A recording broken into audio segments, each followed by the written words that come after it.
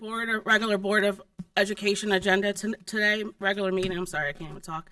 Tonight is Wednesday, April 2nd, and we're glad to have you here. The time is 6:32, so we'll like to call the meeting to order. Ms. Rosenauer, can you please call the roll? Crawford. Here. Davis. Here. Here. Hamilton. Here. Here. All right, and if you're able, can you please stand for the Pledge of Allegiance? I pledge allegiance to the flag of the United States of America and to the republic for which it stands, one nation, under God, indivisible, with liberty and justice for all.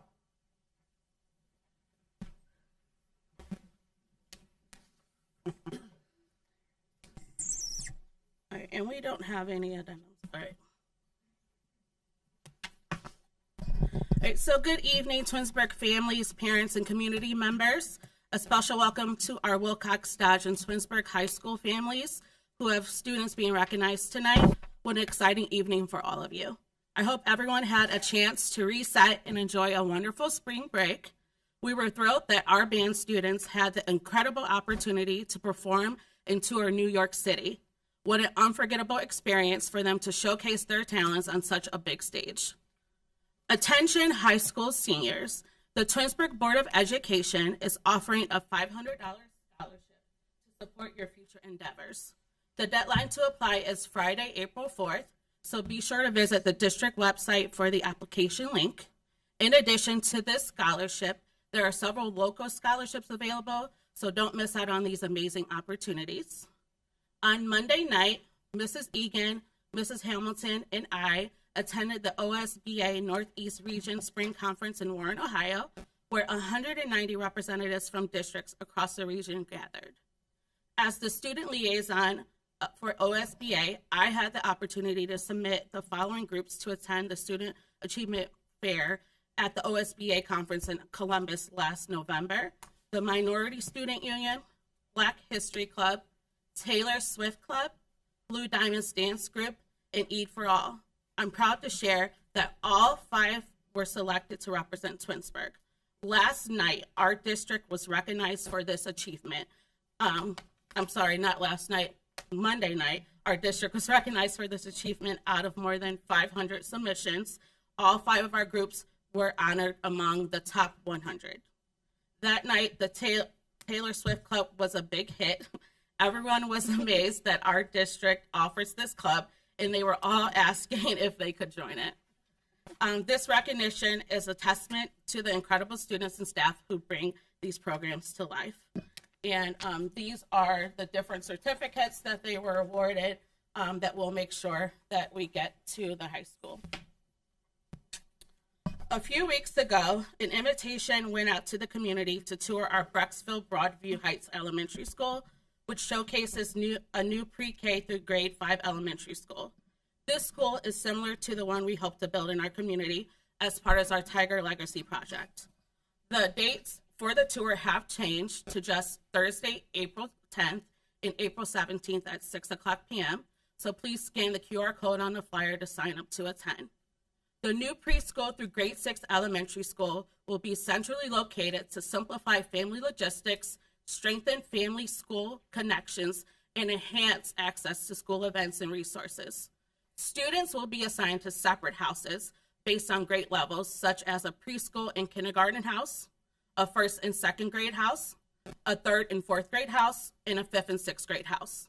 The school's master schedule will determine when students access shared spaces, such as cafeterias, art, music, and physical education classrooms.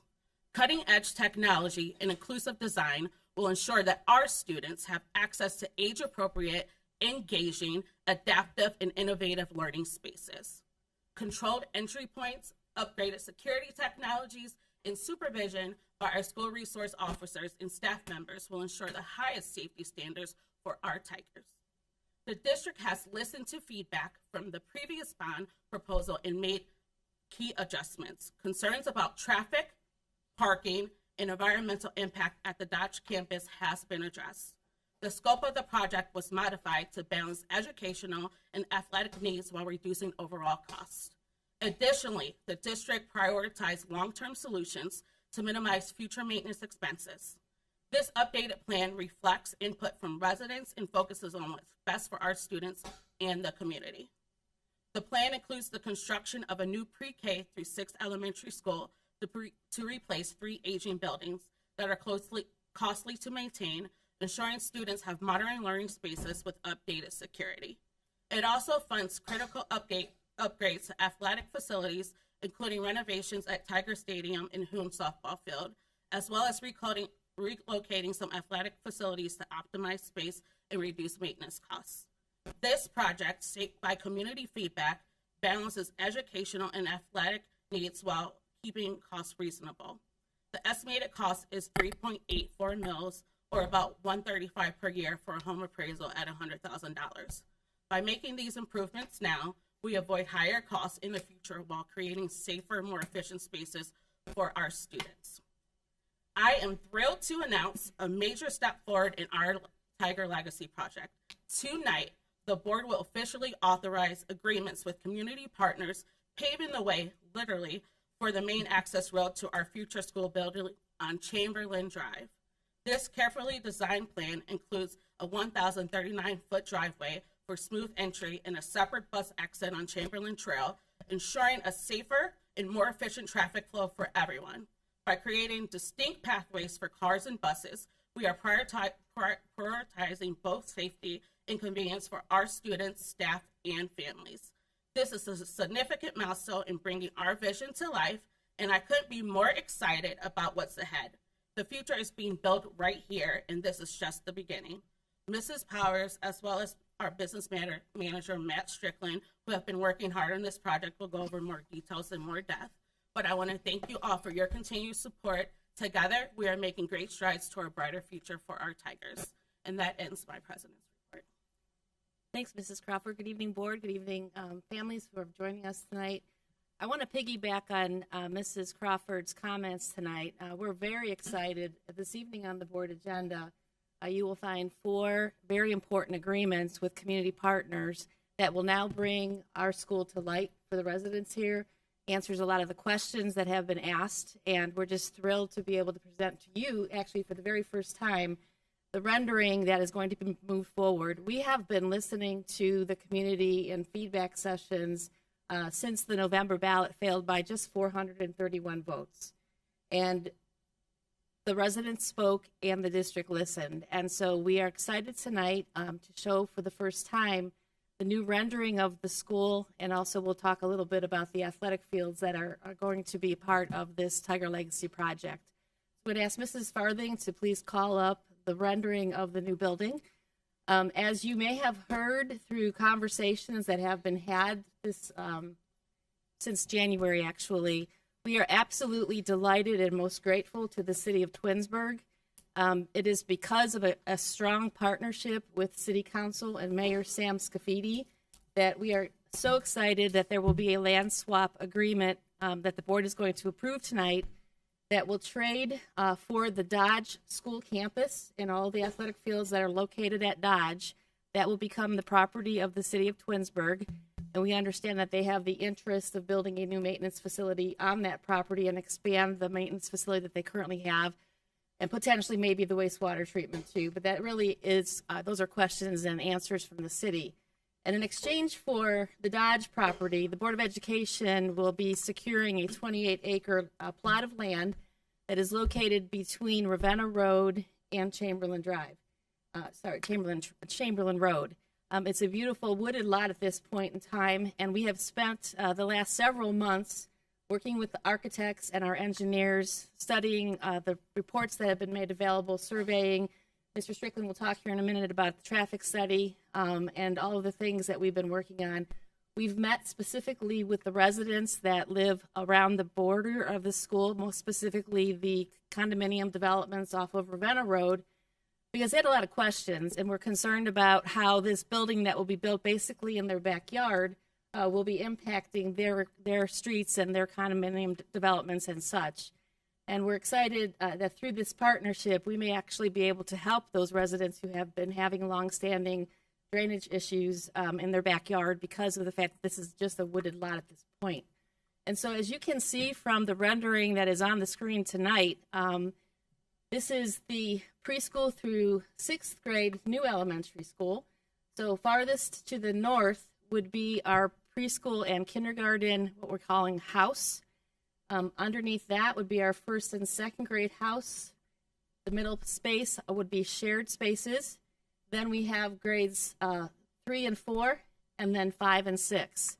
You will note the long drive from the Chamberlain Road access point, and that is tonight the Board of Education is going to hopefully approve a partnership agreement with the Hans family, Chakmar Hans and Anoop Hans and their family.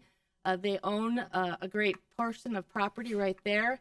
They have been wonderful to the school district in approaching us and suggesting that this might be a good project. In exchange for a 2.6 acre lot of their current property, they are going to secure the Board of Education property located at 11136 Ravenna Road, where our Board of Education office is.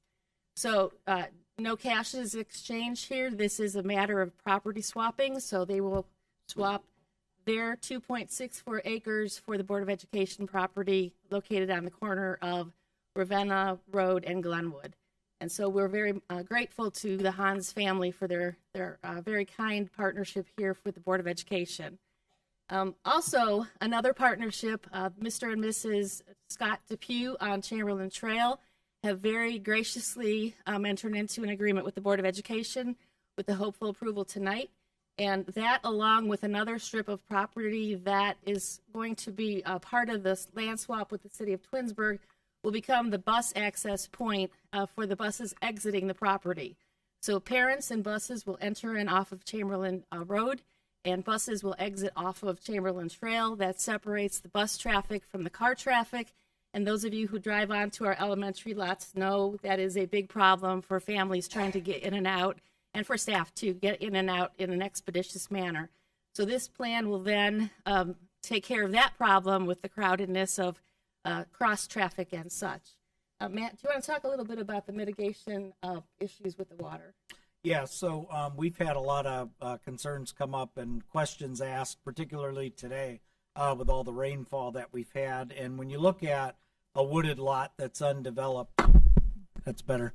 A wooded lot that's undeveloped, and then in addition to what Superintendent Power said, us visiting the condominiums that border the wooded lot, you have to use proper storm drainage. And when we partnered with Summit County and the city for the records on the property, as well as the Army Corps of Engineers, there's different rules when you develop land that's really never been touched.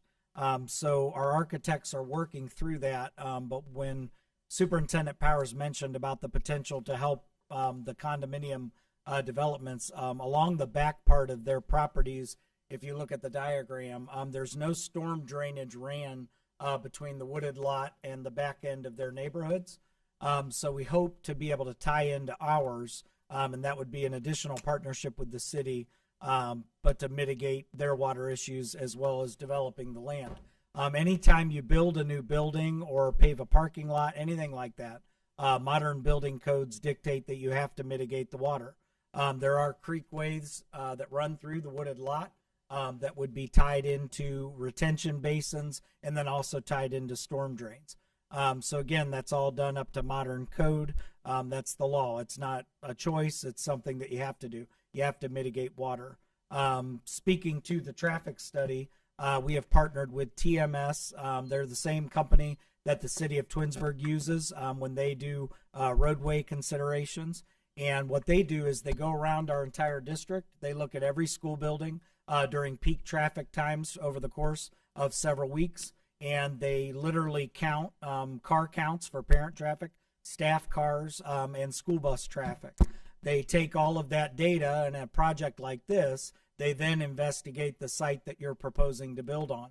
And they say, okay, we're going to impose the traffic that we've seen elsewhere onto a new school site.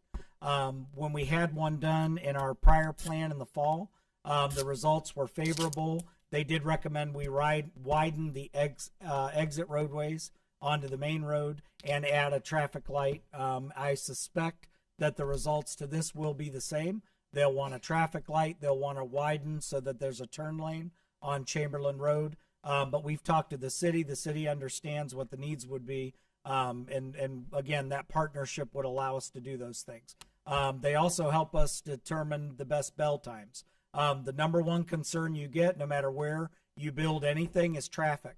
People say, well, if you're taking 3 buildings worth of traffic, you're converging on one large school. What does that look like?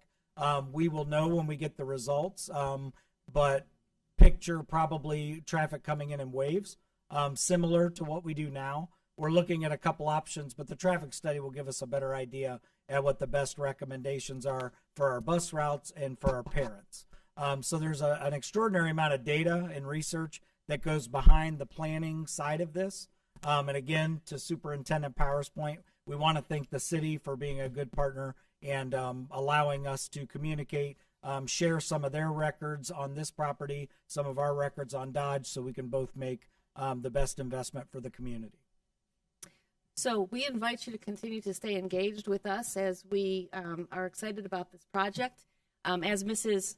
Crawford mentioned, we have a wonderful partnership with the Brecksville Broadview Heights schools. And so if you are curious about what this kind of a building will look like with preschool through grade 6, we have been invited by Superintendent Jeff Harrison from Brecksville Broadview Heights to bring our parents out to his school.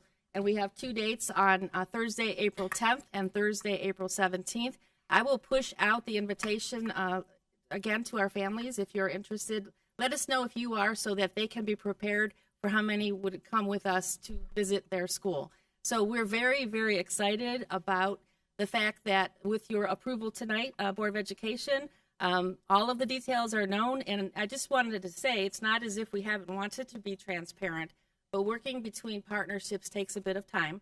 And of course, things have to be buttoned up and all the I's dotted and T's crossed. And we've taken the time to do that. Are very delighted that this evening those agreements are on the agenda. And we are excited to share this news with our community for the very first time in full transparency as to what this project will look like. Now, in addition to the school, Mrs. Farthing, if you can move forward, we are also going to be talking here a little bit about the athletic fields, because when the city of Twinsburg takes ownership of the Dodge campus, they want the full ownership, meaning we have 2 fields over there that need to be moved. So we have our varsity boys baseball field, and we have our girls practice soccer field. And so both of those fields are going to have to find new homes. And so this evening I want to explain to you what we're going to do. Is there one more? Can you go one more ahead? Thank you. So this is a picture of the campus of Twinsburg High School. And where you see the relocated boys baseball field is where the current JV 9th grade field happens to be. So we're going to move the varsity field across the street back behind Twinsburg High School, which means the JV 9th grade field has to move someplace else. Pretty excited about the fact that our baseball team will have a home right here in the back of Twinsburg High School. Students will be able to use the locker rooms and the restrooms right in the high school campus.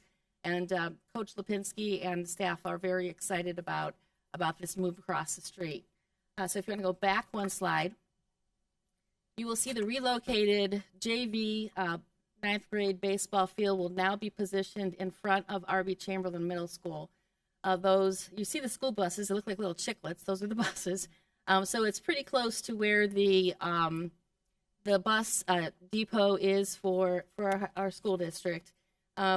We're not overly concerned about the students hitting home runs into Ravenna. These are the younger students. That's why I'm not putting the varsity field there, because our varsity team is very good, and those boys are very strong. But so this is the JV 9th grade field. This also means our middle school team will share that field as well. The other thing that we want to point out is that Hoon softball field will be upgraded. In our world, there's something called Title IX. When you have the benefit of something for the boys' teams, the girls' teams need the same benefit. So if we're relocating the varsity baseball field with all of the great things for a new ball diamond, that means Hoon softball field has to be updated too. And so Hoon softball, home of Our Lady Tiger softball team, will be renovated in its current location. Tiger Stadium will also be renovated. I'll ask Mr. Strickland to talk a little bit more about the renovations there in a second. And then our girls practice soccer field will be moved behind Tiger Stadium and it is going to be close to where our practice football field currently resides, and that's behind the home bleachers over on the stadium property. Want to address the renovations to the stadium, please? Yeah. So when you purchase and install turf in a stadium, you get a 10-year warranty, and basically that is on concussion resistance and injury resistance for athletes. We are going into our 10th year at the stadium. The subsurface there is becoming unstable. The turf is starting to come apart at the seams. Not uncommon in Ohio with our weather extremes. And the turf, the stadium, if you've never been there, you should check it out. But it very much functions as an extra school building in our district. There are always kids out there working. The community is always welcome to come and use the track. So that facility really never is idle. So its renovations are very important. That includes turf. The track surface, we had some additional emergency repairs done this spring to get us through track season, but that is also due to be totally replaced. Bleachers will be renovated. Lighting, and we're talking LED lighting, so we do save on energy costs there. The sound system, the Wi-Fi connectivity is not good. Might not sound like a big deal, but we do host a lot of games, a lot of playoff games, and when we need to be able to broadcast, we don't always have that ability. The concession areas, the locker rooms, restrooms, all of that really from the ground up, anything you can imagine in the stadium. And then additional safety considerations as far as fencing, new gates, all of those sorts of things. So it really will become a state-of-the-art facility right there where it sits.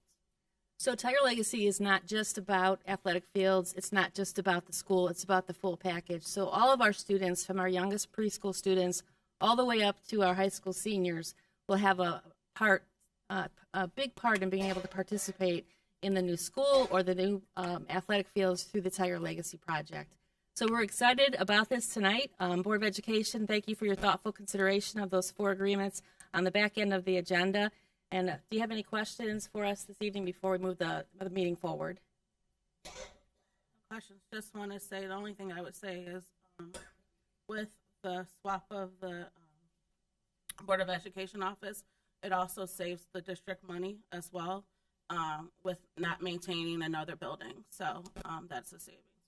Right, and the intention there is that the Board of Education office, so Mr. Strickland, myself, Mrs. Farthing, the directors, treasurer's office, we will be moving to Twinsburg High School. When the OFCC did the study of the Twinsburg High School, they identified that there's extra space at that building. And so the central office staff will be moved down to Twinsburg High School in the lower end of the LPOD, and that then, as Mrs. Crawford indicates, will take one building offline, some savings there for the residents as well. So excited about all of these things.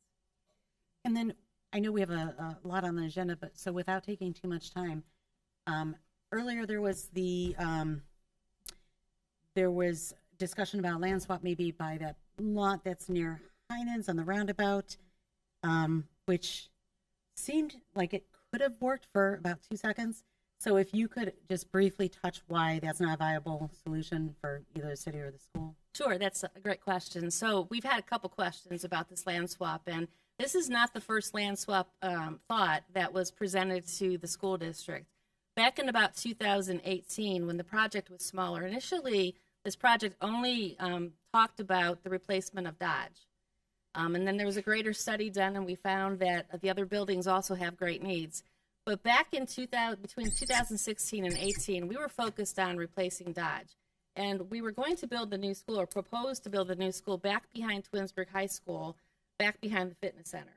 At that point, we were out presenting like we've been doing for this project, and city officials, and most specifically Mayor Yates, was not excited about us building a school behind the fitness center because of the increase in traffic. If you know anything about Twinsburg High School, you know that at arrival and dismissal, with all the buses and staff cars, and then we have students driving, it's very crowded and very busy. And his concern was that was going to be a negative impact on his clients for the fitness center. So he had a conversation with me, and he introduced the idea of a land swap. And even back in 2018-19, Mayor Yates was interested in moving forward a project for the city to build a new maintenance facility. So this is not a new thought either. And his idea was that we would swap the Dodge campus for the parcel of land that is owned by the city of Twinsburg that sits behind Fire Station 2, which is at the corner of Route 91 in Glenwood. And so we actually have plans for the school. The architect got busy, drew plans. We were moving ahead, and then 2020 happened, COVID happened, everything got shut down, and the only thing we were thinking about at that point was keeping our kids, our staff, and their families safe. So that was shuttered and never thought about again. And then as we got the project back underway, we engaged the OFCC. The project became what it was in the campaign that led to the November ballot issue, using the board's property. When that ballot issue went down and we started to consider all of the things we heard, I went across the street and I talked to Mayor Scafidi and I said, I know you probably don't know this, but back in about 2018-19, Mayor Yates had suggested a land swap, and I explained it was the property at 91 in Glenwood. Well, for those of us who've been in the community a long time, you know that that roundabout didn't used to be there, right? There used to be a light. And back in the 2018-19 era, a school could have worked there, but now the difficulty lies in the fact that you can't really turn left onto 91 without being right by that roundabout, and turning left on Glenwood is a problem too. So when conversation was had here with city officials in this second round of Tiger Legacy, we were told that wouldn't work because there were concerns about the egress on that property. And then we asked the mayor to consider whether or not there were other properties in the city's portfolio, and that's how this latest land swap agreement was born. And we're excited and very delighted by the fact that the city officials are working with us on this. Mm-hmm. Okay. All right. So more to come. You'll be hearing more about the project as we move forward. If you have any questions, please reach out to Mr. Strickland, myself, or the board members. We are very delighted to engage with you and to answer any questions that you might have about the project. But moving on to other things, Board of Education, it is the spring. A lot of spring things going on right now. We're working on schedules and staffing and everything, but for our parents of our youngest Tigers, it is time to register for kindergarten. So if you are a parent of an incoming kindergarten child, our class of 2038, please make sure that you visit our district website and register your child for kindergarten. Mrs. Turner's here tonight. And she is excited to be welcoming the class of 2038 next year. And you have to go on the website, begin the registration process so that you can get an appointment for kindergarten screening, which is on June 2nd and 3rd at Wilcox Primary School. If you don't have an incoming kindergartner, but your neighbor has one or your family member has one, please reach out and let them know now's the time to begin the registration process for kindergarten. The sooner you do that, the better prepared we are to welcome the young ones to school next year. So while our class of 2025 is getting out the door, class of 2038 is coming in the other way. It's excitement. That's what the district is all about, the evolution of our student population. And we look forward to welcoming our class of 2038 next fall. But it's time to register them now for kindergarten registration and screening. So we look forward to that. Board of Education, this evening we have one administrative report, and that is about our Q3 strategic plan update in the areas of 21st century teaching and learning, communications, safety, and finance. So there's a lot to talk about tonight. We look forward to presenting that to you in a little bit. So we've talked enough right now, so I want to ask Mrs. Turner to please come forward. We want to celebrate some Wilcox Tigers, so welcome, Mrs. Turner.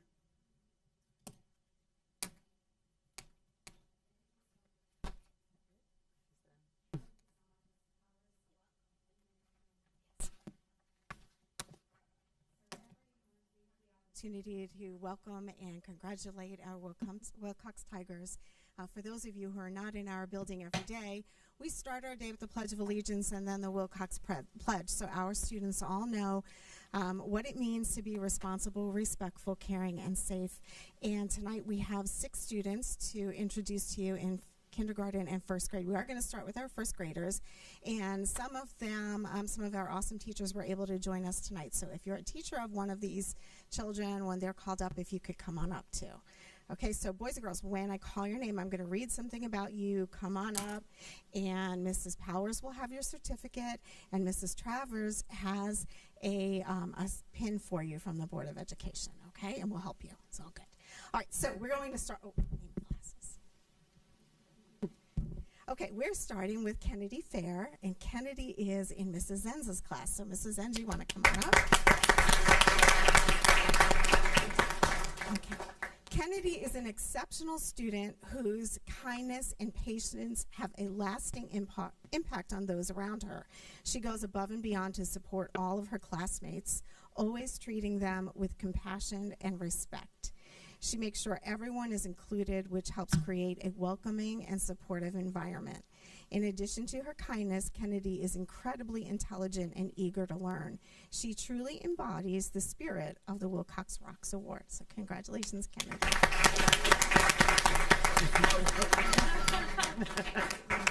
Don't rush off yet. We want your picture, okay? Next, we have Ava Barboski, and Ava is in Mrs. Lenna's class. So come on up, Ava.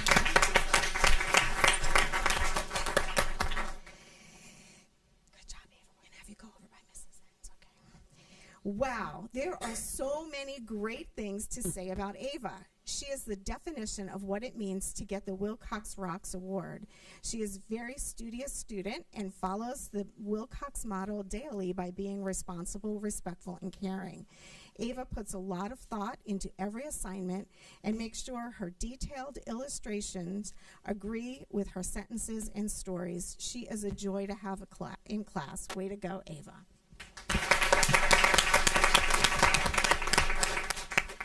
Our next first grader is Gianna Sharaba, and she is in Mrs. Littler's class. So come on, Gianna.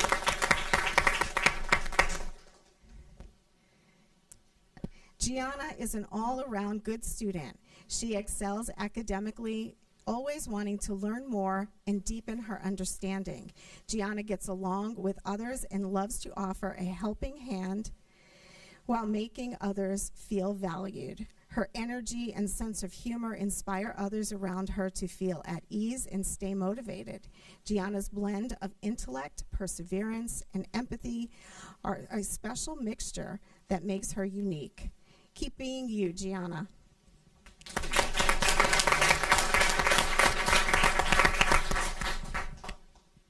From Miss Miller's class, we have kindergartner Manya Rai, and Manya is here, and so is Miss Miller, so come on up.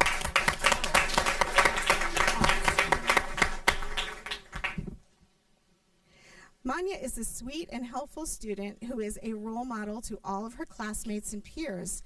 She always participates in lessons, makes good choices both inside and outside of the classroom, and is a helpful friend to all. Her smile lights up the room, and she is a joy to have in class. Her respect for teachers and peers is always evident. Wilcox totally rocks because of Manya.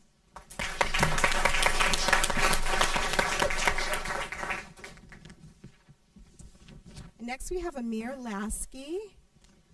Amir is in Mrs. Moore's class. I don't see Amir. I thought he was going to be able to come. Okay, well, I'm going to tell you about Amir anyway. Amir arrives to school every day with a positive attitude and a smile. He's a willing participant in all classroom activities and is an eager learner. Amir consistently demonstrates kindness, respect, and care in every interaction. He always goes out of his way to offer a helping hand to others. Keep up the good work, Amir. So we're proud of him.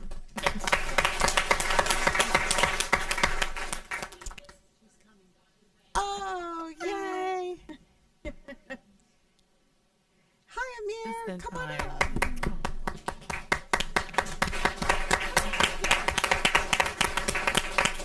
That was awesome. We're so glad that you're here. Mrs. Powers has a certificate for you. Okay, we're going to have you come. I will be happy to reread that. We're so glad that Amir could join us. Amir arrives to school every day with a positive attitude and a smile on his face. He is a willing participant in all classroom activities and is an eager learner. Amir consistently demonstrates kindness, respect, and care in every interaction. He always goes out of his way to offer a helping hand to others. Keep up the good work, Amir.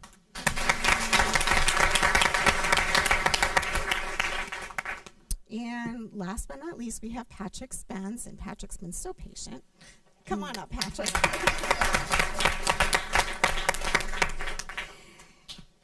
And Patrick is in Mrs. Piro's class. Patrick comes to school every day ready to learn. He has a great personality, which makes him a wonderful friend and a role model for other students in the classroom.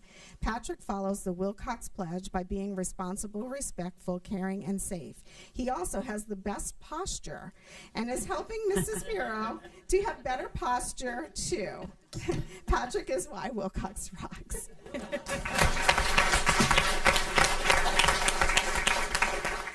I had to laugh when I saw that too the other day. So these are our Wilcox Rock students for April, and we are so proud of all of you. So boys and girls, you have this really cool certificate. You want to put it in front of you like this so everyone can see it and see your face.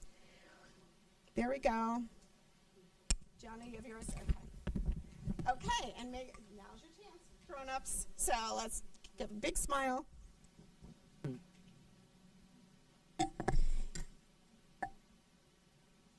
And if anybody wants to move closer, they can.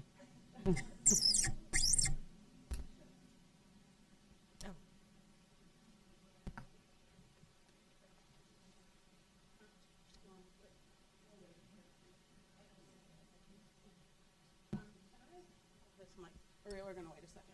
Maria, we'll wait a second. She can't hear. Maria, we'll wait a second. We're gonna wait a second.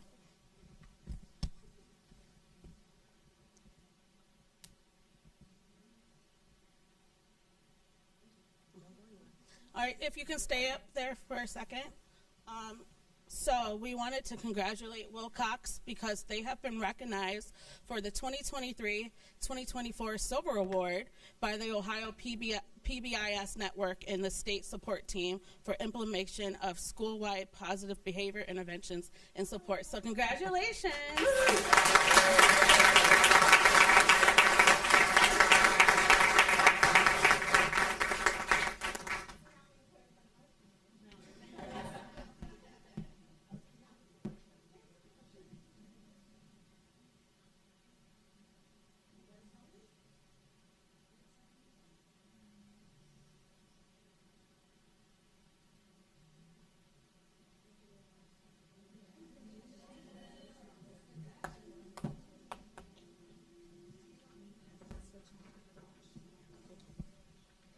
Wilcox families, thank you so much for all your support and for coming tonight.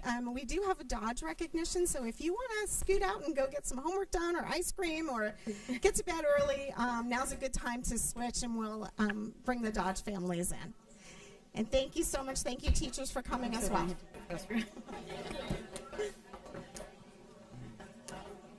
So when I beeline after the meeting.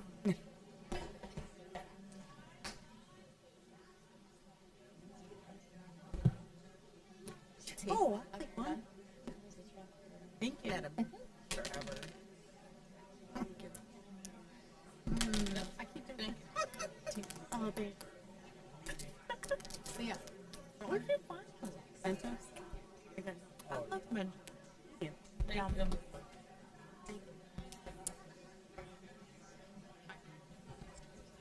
you. Oh, looking snappy with the pink tie.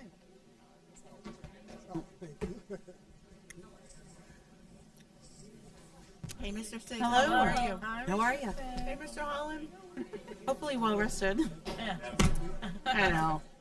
Just trying to be optimistic. I kind of did in a blink. Fast. Did you go anywhere? Okay. You guys know that yourselves, right? Too? Yeah. A lot of it today. Well, that's nice. Stay right here to the end once I introduce it. What are those things? That's right. I'm intrigued. Hello, second. So good evening, everyone. Yeah. We are excited to do this month's Students of the Month, and we have a brand new club that's going to be presenting Students of the Month today. So I know that standing in front of you all of you all is a challenge, but they are excited and ready to go. So, but as we get ready to turn this over to Mr. Six, who's part of the advisor for this group, I just want to thank them for being here and taking the opportunity to speak in front of everybody. As you know, we just got back from spring break, so kids are really focused and ready to go, and they're really getting ready to start state testing next week. So this is an exciting time and a busy time as we move forward. So we want to recognize as many students as we can moving into this next testing season. So at this point, we're going to turn it over to Mr. Six. Good evening, everybody. I am Tyler Six. I'm one of the assistant principals at Dodge, and I'm here to introduce three young men that are part of a newly formed boys group at Dodge. Myself and Jake Morrow, he's one of our school counselors at Dodge. We formed the group to be a place where teacher-selected students could interact with like-minded students. We have a few things planned. We talk about health, mental health, physical health, growing up in 21st century, and we also have some fun. We have a few big events planned. We have cookout. We want to enjoy. We have a cookout planned. We want to enjoy the outdoors a little bit, and we've already given back to Twinsburg. Well, 2 weeks ago before spring break, we walked around the baseball fields and picked up many bags of litter. So these boys are willing to work, but we're also willing to have some fun. So these young men tonight are here to introduce our students of the month. So without further ado, I'm going to hand off the mic so they can do their thing. Thanks for the introduction, Mr. Six. Good evening, Twinsburg families, Twinsburg staff, and Board of Education. My name is Asher McAllister. Hello, everyone. My name is Eric Mead. Hello, everyone. My name is Cameron Reed. Now let's get started. Mrs. Smock, 6th grade teacher, nominates Carter Rosenthal.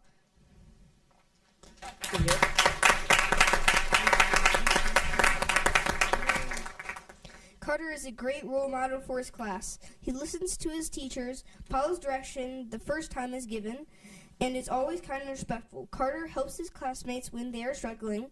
He participates in class lessons and discussions, and he asks questions when he needs help. He has been working very hard to complete his assignments on time.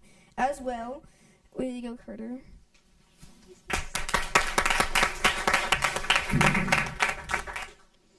Mrs. Yakubowski, 6th grade teacher, nominates Taryn Logaducci.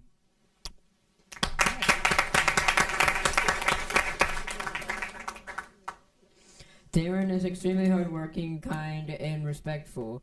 She has a positive attitude and outgoing personality that makes her stand out. She always follows directions and completes work on time, showing great responsibility and dedication towards her academics. Even if a task is difficult, Taryn doesn't give up. This nomination is a reflection of her effort and hard work she demonstrates daily. Keep up the amazing work and continue being a positive role model for others.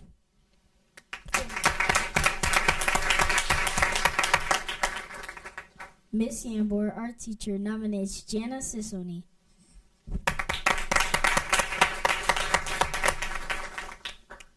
Jana has been a student I can always rely on to stay on task and be invested in her artwork.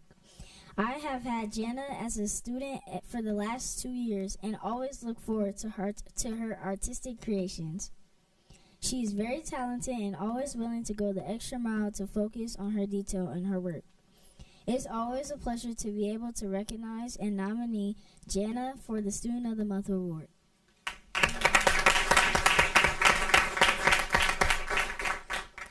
Mrs. Palmer, 4th grade teacher, nominates Sithui W.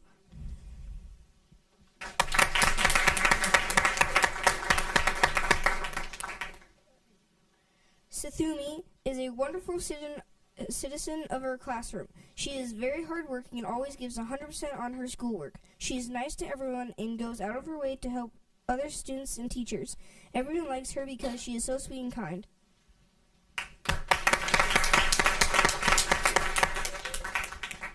Mr. Pulaski, 6th grade teacher, nominates Sahil Rai.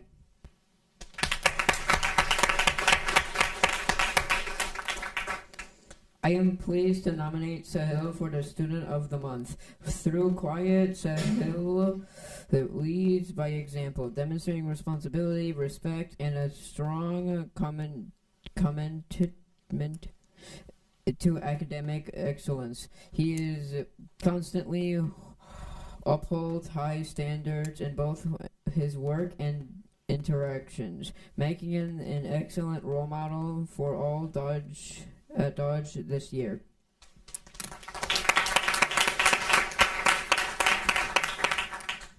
Miss Bobrowski, 4th grade teacher, nominates Will Ragla.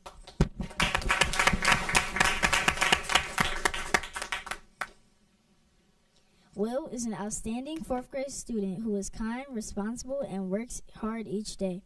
He is enthusiastic and always eager to participate in his class activities with his classmates. Will doesn't give up. He perseveres through challenges with a positive attitude.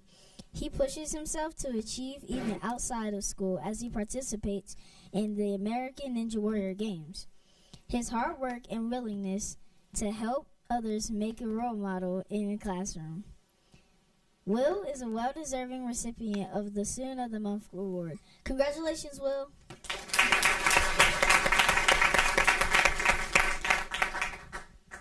Mr. Hill, 5th grade teacher, nominates Yu Chang Yang.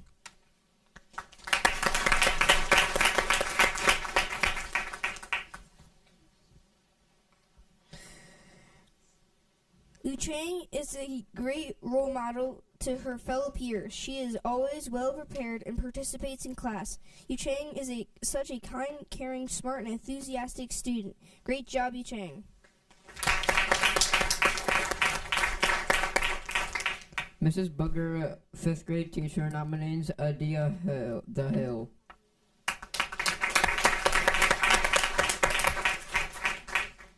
Congratulations, Adia Dahal, on being nominated Student of the Month. Adia constantly demonstrates exceptional quality work, academic excellence, leadership skills, and a kind spirit to all she encounters. Adia's hard work and positive impact are greatly appreciated and commendable. She is a true inspiration to our classmates. Thank you for being a shining example of what it means to be a great human being and student.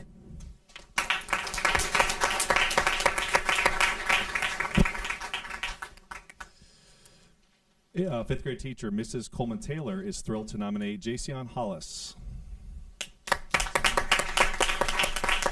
Jason is new to us this year, and I wanted to recognize his perseverance and grit. Over time, he has acclimated well to his new school home and always tries his best. Keep up the good work, Jason.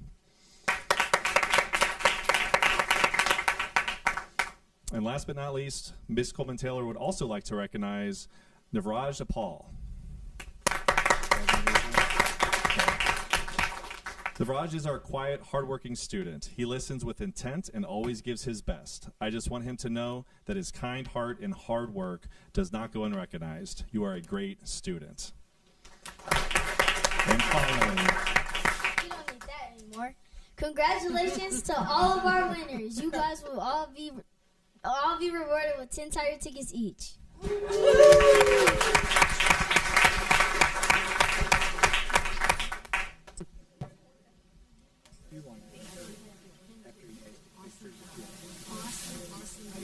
yes. Thank you.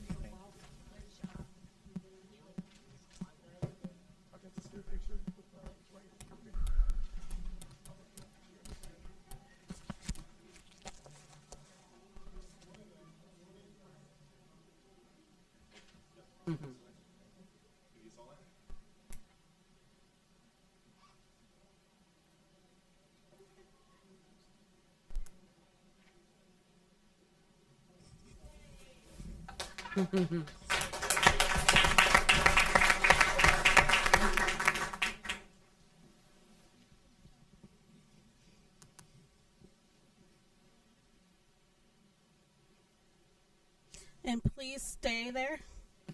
So, can at this time, if any Dodge staff is in the audience, can you please come up?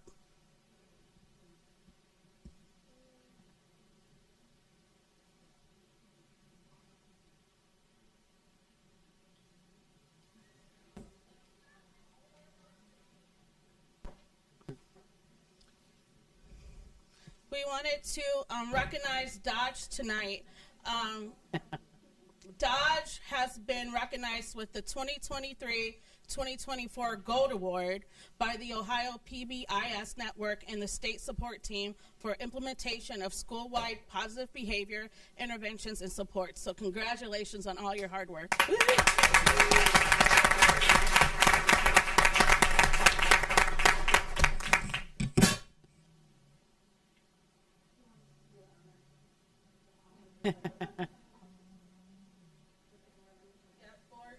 All ready.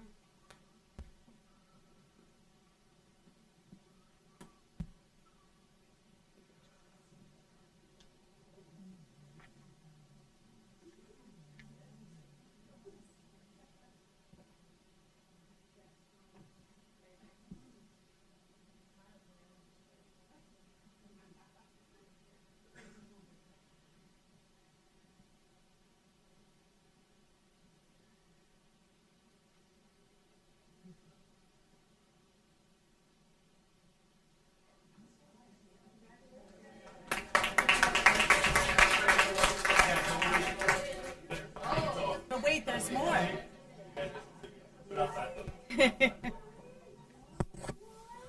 Yeah?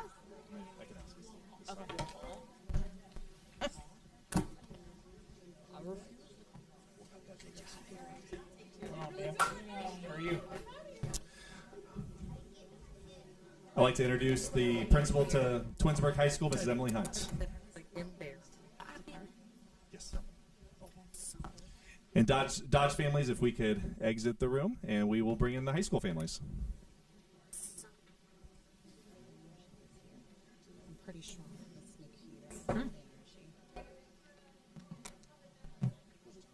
Nikita. Good evening, board members. Good evening, families. So it is my pleasure. Hold on a second. Okay. Okay. Oh, like the high school kid? One? Yeah. They might be making. Take the wind out of the room. I know, right?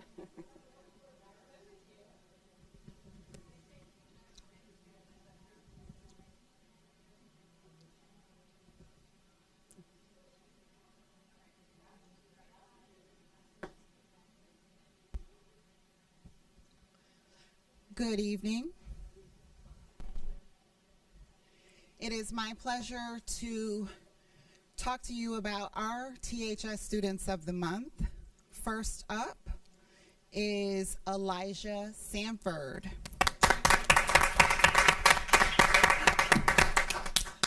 Elijah Sanford, class of 2027, has been recognized for his strong academic performance and commitment to personal growth. He has also been selected for his outstanding involvement in the PBIS committee at THS. Elijah's favorite class is engineering, where they find the subject where he finds the subject both interesting and engaging. This class has also sparked an interest in a potential career path in engineering. In addition to excelling in the classroom, Elijah is a dedicated athlete on the track team, where he throws shot put and discus. Looking ahead, Elijah plans to continue maintaining excellent grades and performing well in sports, with aspirations of attending college after high school to pursue a career in engineering. Elijah would like to thank his mom, Natalie, as well as his grandparents for their unwavering support throughout his journey. So please join me in congratulating Elijah for his hard work and dedication. And then next up is Nikita Banerjee. Nikita is the class of 2027, and Nikita was selected for her outstanding involvement in the PBIS committee at THS, where she works to promote a positive school environment. Academically, Nikita is a dedicated class officer, a girls soccer player, and a member of the Twinsburg Orchestra, where she plays violin. She also contributes to the Buds Club, Twinsburg Iceberg, and the Key Club, all of which give back to the school and community. Academically, Nikita excels in pre-calculus, where she enjoys the challenge of solving tough problems, thanks to the engaging teaching of Mr. Manaki. Her goal this year is to maintain straight A's and achieve a GPA over 4.0, while also taking on greater challenges in both school and her sport. In the future, Nikita aspires to pursue a career in the medical field, and she is here today with her parents, Kaustab and Jaya Banerjee, who have supported her every step of the way. Please join me in congratulating Nikita for her incredible work and dedication. So I also, although they are not here, would like to recognize Javion J.J. Hollis, class of 2027, who was nominated by Mrs. Lewis for outstanding qualities both inside and outside of the classroom, and also being on the PBIS committee. Marquez George, class of 2025, nominated by Mrs. Torno. Marquez earned the recognition for not just his academic achievements, but for an incredible positive impact that he has on everybody. He is literally, she said, everyone's best friend. Also, Man Simran Kaur, class of 2025, also nominated by Mrs. Ashley Torno for participating in the focus group study just quite recently. She provided thoughtful and insightful feedback about her experience at THS, and that will inform our strategic plan for the next 5 years. So congratulations to Man Simran. And Shayla Alexander, who also was a part of, no, not a part of the PBIS committee, but nominated by Maggie Chernick for outstanding contributions to the classroom and a positive influence on her peers. And last but not least, Balkarin Ball Bueller, class of 2026, also nominated by Mrs. Chernick for outstanding character and leadership. So let's give our THS students another round of applause. Families, you want to come up and take pictures? Thank you.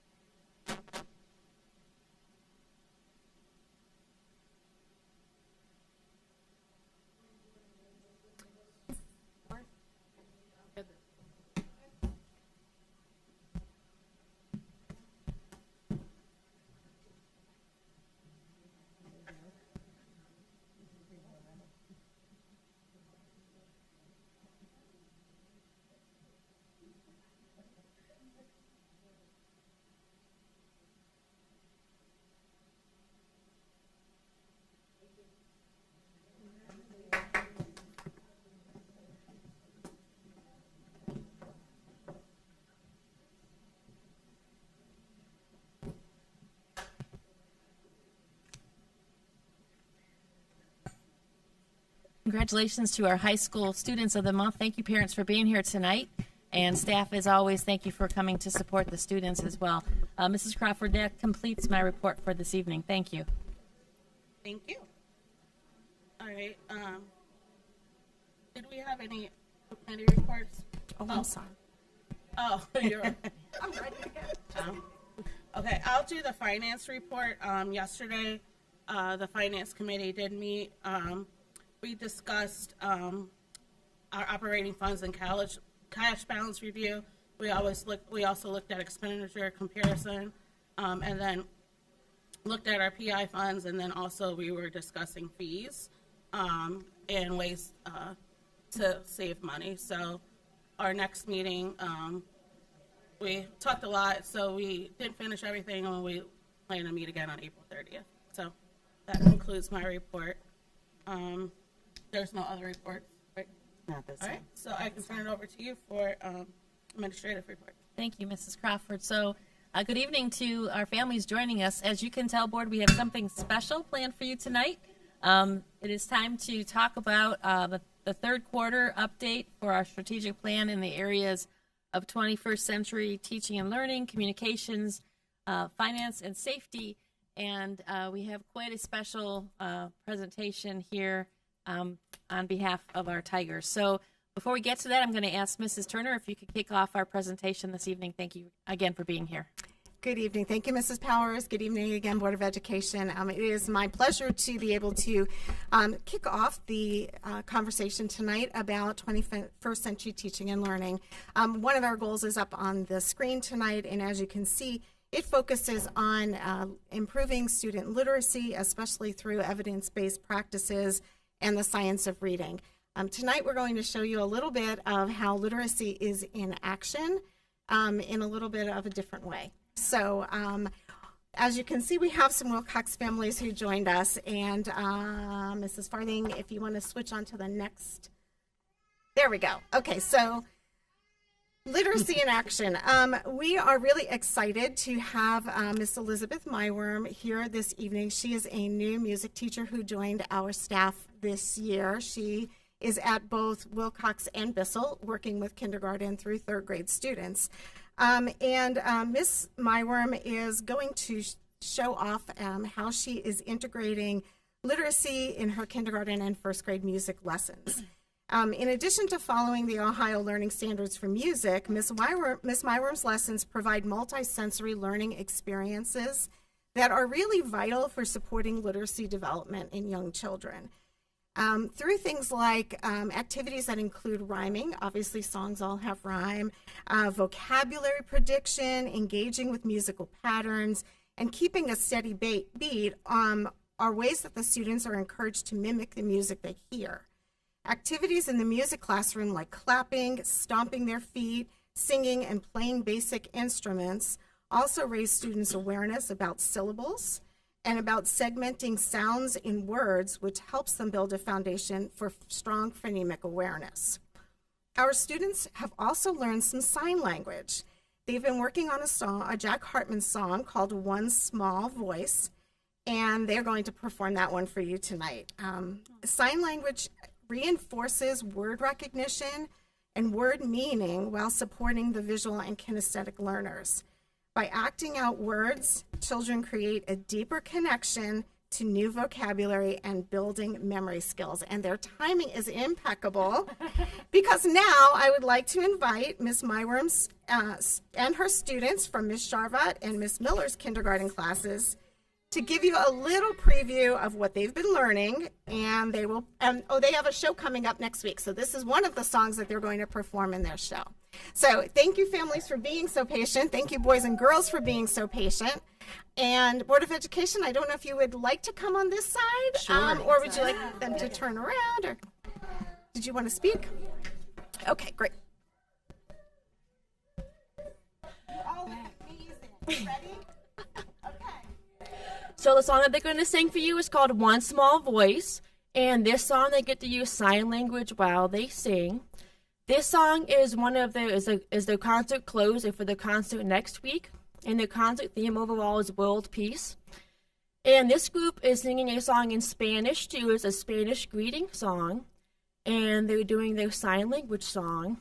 And the first grade group is doing the Spanish song as well, but they're also doing a Native American lullaby called Ho Ho Watane, which means Oh Oh Little One. But here is Miss Miller and Miss Charlotte's class singing One Small Voice.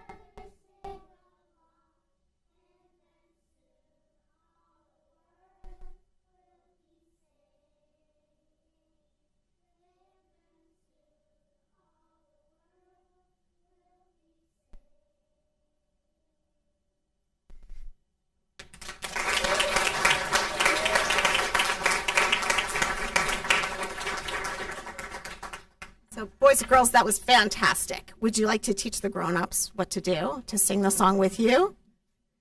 Or Miss Myram could do it? Yeah, okay. All right, Miss Myram. All right, grown-ups, ready to help? Ready to sing? Okay, get your hands up there. We're going to do it.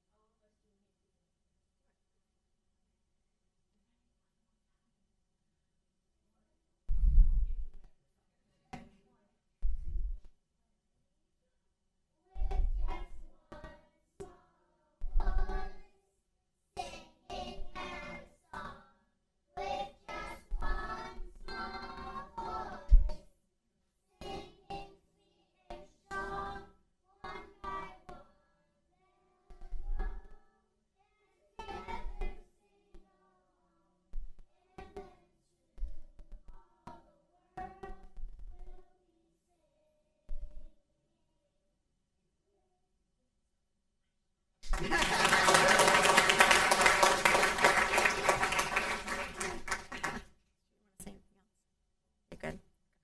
Well, thank you all so much. Thank you for joining us this evening. We do have another presentation, so boys and girls, if you would like to go to your grown-ups, and if you would like to, oh yes, let's take a picture with the Board of Education. We love our pictures around here. Yeah, let's do that.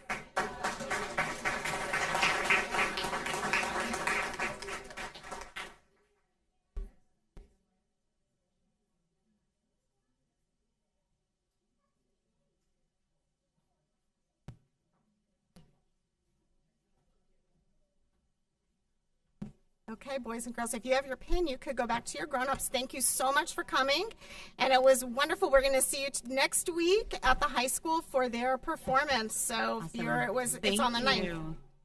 9th, right? April 9th? Yep, April 9th at 6 p.m. Perfectly. You see that? Thank you so much for coming. And I know.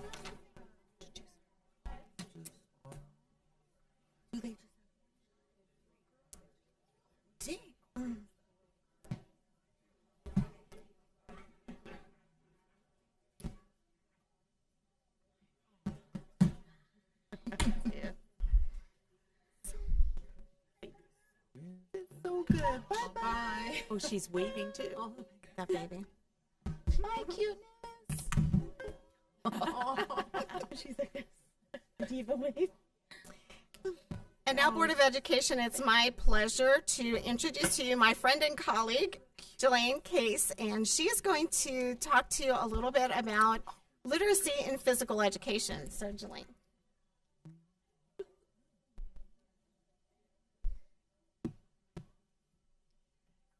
Hi, good evening. It's great to see all of you. At the beginning of this school year, our specialists, as we heard from music, art, and PE have all been invited and encouraged to implement literacy to help support the core academics into our specials classes as well. So I wanted to highlight how I've been helping to support that in PE, along with Mr. Brian Velbeck and Mrs. Rachel Miller, our other Dodge PE teachers. So the first slide is my SMART goal for the year for helping to specifically explain my goal for the year to implement the literacy into physical education. So what this says is during the school year, I will support the implementation of the science of reading in the physical education classroom, supporting students to develop an understanding of vocabulary acquisition and comprehension strategies. Success will be measured through pre- and post-assessment data collection of physical education vocabulary terms and comprehension strategies. This year, 80% of my students will answer 3 out of 4 vocabulary questions correctly. So, with that being my goal, we tied this into physical education standard number 3, which is we really highlight with our 4th grade students at Dodge. And the standard for physical education, it says it demonstrates the knowledge and skills to achieve and maintain a health-enhancing level of physical activity and fitness.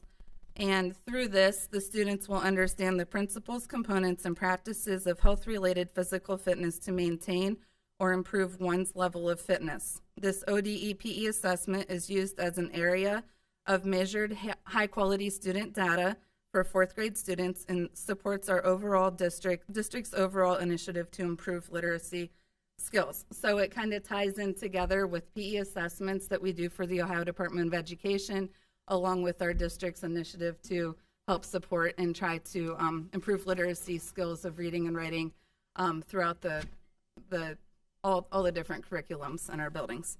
So the next one is an example. This is a big example of something I learned at the Science of Reading training that our staff attended those 3 days back in January. And I learned about the Freyer model and took it and adapted it. So we highlight it with a vocabulary word that we're focusing on in our PE assessments. The word here is the frequency. And I talked with Mrs. Hawes, 6th grade gifted ELA teacher, and combined what I had learned with the Science of Reading training and developed this specific way to help our students in PE to learn to be able to recall the definition for these 4 fitness words for PE, for frequency, intensity, time, and type. So all of the students in 4th grade worked on this as a assignment in class with their teachers, and then they got to take it home and use it as a supplemental study guide for their post-assessment. So the examples are here with some great pictures and illustrations that students drew to help them be able to find another way other than through writing, but through illustration to help support art, to demonstrate what that word means to them, specific to the words here that are being explained. I like the one of frequency up there in the top left picture, the top right quadrant of that, of the calendar that a student thought of for how often they are choosing to participate. And I think the student's mother would be proud because it says my mother runs frequently to prepare for the 10K. So that was a great one. So that was frequency and intensity. And then the next 2 slides, or the next slide, is time and type. And it was fun to see the students in PE, you know, not just being physically active, but to have those conversations with them and to see their creative side and to come up with synonyms with them and to come up with example sentences to work on their writing skills as well. So my final slide is the data of our, down the column on the left is the vocabulary words we were focused on with the frequency, intensity, time, and type. And then the 4 other columns are the pre and post data for last school year, and then the pre and post data for this school year. And I'm very excited that all 4 of the vocabulary words exceeded the 80% goal that we had set for them for the year. Last year we had 75% of those vocabulary words meeting the 80% mark, and this year we got up to 100%. And we're very excited to use this model with our students, and I know we're going to continue to use this in the future. So just wanted to share a little bit about some of the extra that we're doing in PE class. Our fifth graders have another big project that they do to highlight standard 5A and B, where they are writing lots of sentences and have study guides and finding ways to put onto paper with their words and their expression of overall importance of, you know, the enjoyment and the health benefits and challenge and social interaction benefits as well. And then we continue that into our sixth grade lessons with preparing students to be aware of all the opportunities for them to participate in after school sports and athletics, seventh grade on as well. So we like to kind of just tier it together and tie it all on. So very good. Well, thank you very much. I'll turn this back over to Mrs. Farthing. Thank you. Thank you.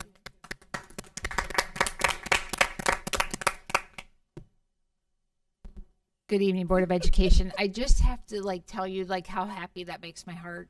Both presentations tonight, and I know Mrs. Travis, when we had the ESC here for the 3 days, and to see it in action. I was taking pictures when Mrs. Case presented at the Dodge Strategic Planning meeting, and I sent them to our facilitators immediately, just because it's so fantastic to see it in action. And so we had our goal about literacy. And, you know, we didn't know exactly how it was going to look this year, but you saw Miss Mayworm, and I think the song tonight was a song that is known, but what we also have to know is what, for her Bissell presentation, she wrote the script for the students, and she used some songs and different things, but she tied it to literature. One was The Day the Crayons Quit, and she also had another book that she tied it to, but she did all that, and that is truly literacy in action in our district. So I mean, just definitely, it's a proud mom moment. Can I ask a favor? Can I use this when I go out to do the science of reading, because I have the situations where we don't know how to do this in some of the special areas, and this is the perfect example. I would love to use this model. Thank you. This is impressive. Very good. So just very briefly, the other goal that we had for 21st century teaching and learning was related to artificial intelligence. And just to, again, this is a little out of order in your presentation, but we wanted to get our little friends back home and into bed for the evening. So this evening you will have many items on the agenda that are related to AI, related to policy. So that's one of our first steps, is to get the policies updated. Also, the committee is working. So we have an AI committee that is meeting. They're small but mighty, and they have been meeting on a regular basis throughout the school year.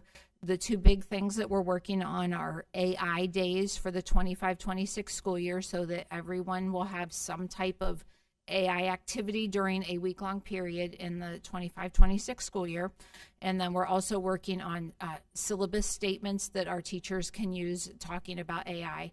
We also, and you'll see it's the middle picture there, there's a stoplight, and we have levels of AI use. So in your assignments that you're creating, you can have, you know, a little bit of AI, no AI, or you can use AI. So I think that's something. And this is definitely a 7 to 12 thing. Some Dodge, yes, but K to 3, what we're thinking about for our AI days would definitely be teacher-led. Predominantly, our staff members are using AI right now for productivity for teachers, teacher differentiation for assignments, and right now they're using free tools like Magic School and School AI. That the part that's free. We don't have the premium versions right now.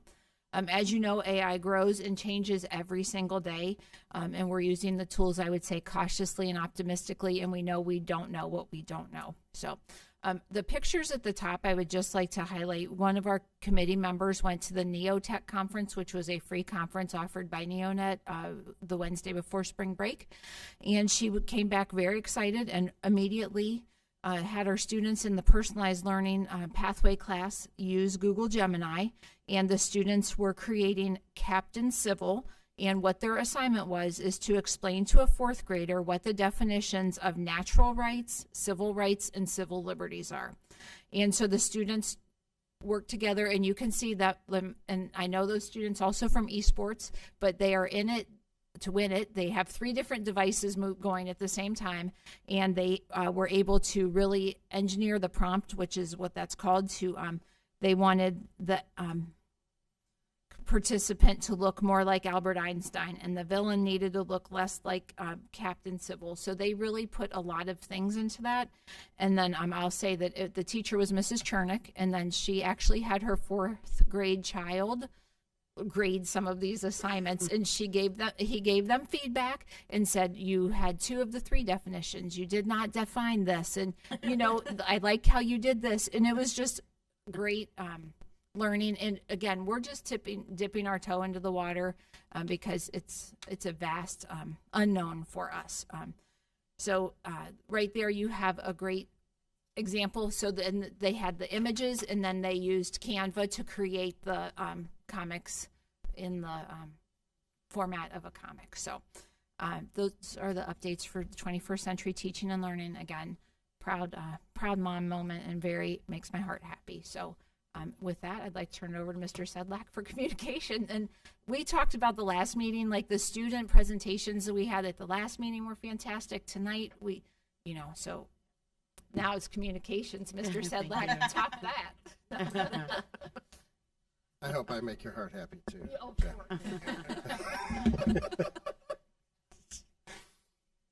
Okay, so communications, as I've talked throughout the year, we're working on our strategic plan for the following year, for the next 5 years. So we're working all this year to prepare for that. During a 2-day period, thank you, Dr. Lisa Rigo conducted focus groups at Twinsburg High School, R.B. Chamberlain Middle School, and Wilcox Primary. The details show the stakeholders who participated and the number of times the formats were offered. So you'll see parents and caregivers had 5 sessions, 2 in person, 3 virtual, and 48 parents participated in that. You can see all the way through. Dr. Rigo also interviewed 4 of the 5 board members separately in a Zoom for approximately 30 minutes. And the report, when it finally comes out, will analyze the quantitative and qualitative data and identifies items that were mentioned multiple times in multiple groups, or after a group indicated agreement for someone's comment, either through head nodding or thumbs up. There was also a needs assessment that was sent to all TCSD employees. Classified and certified staff were all invited to take the survey and share their perceptions about their work experience and the school climate. 67 of classified staff participated in that, which is 28%, and 137 certified staff participated, that is 45%. And then from here, Dr. Rigo will continue to analyze the results and report back. Thank you. Thank you. A little bit.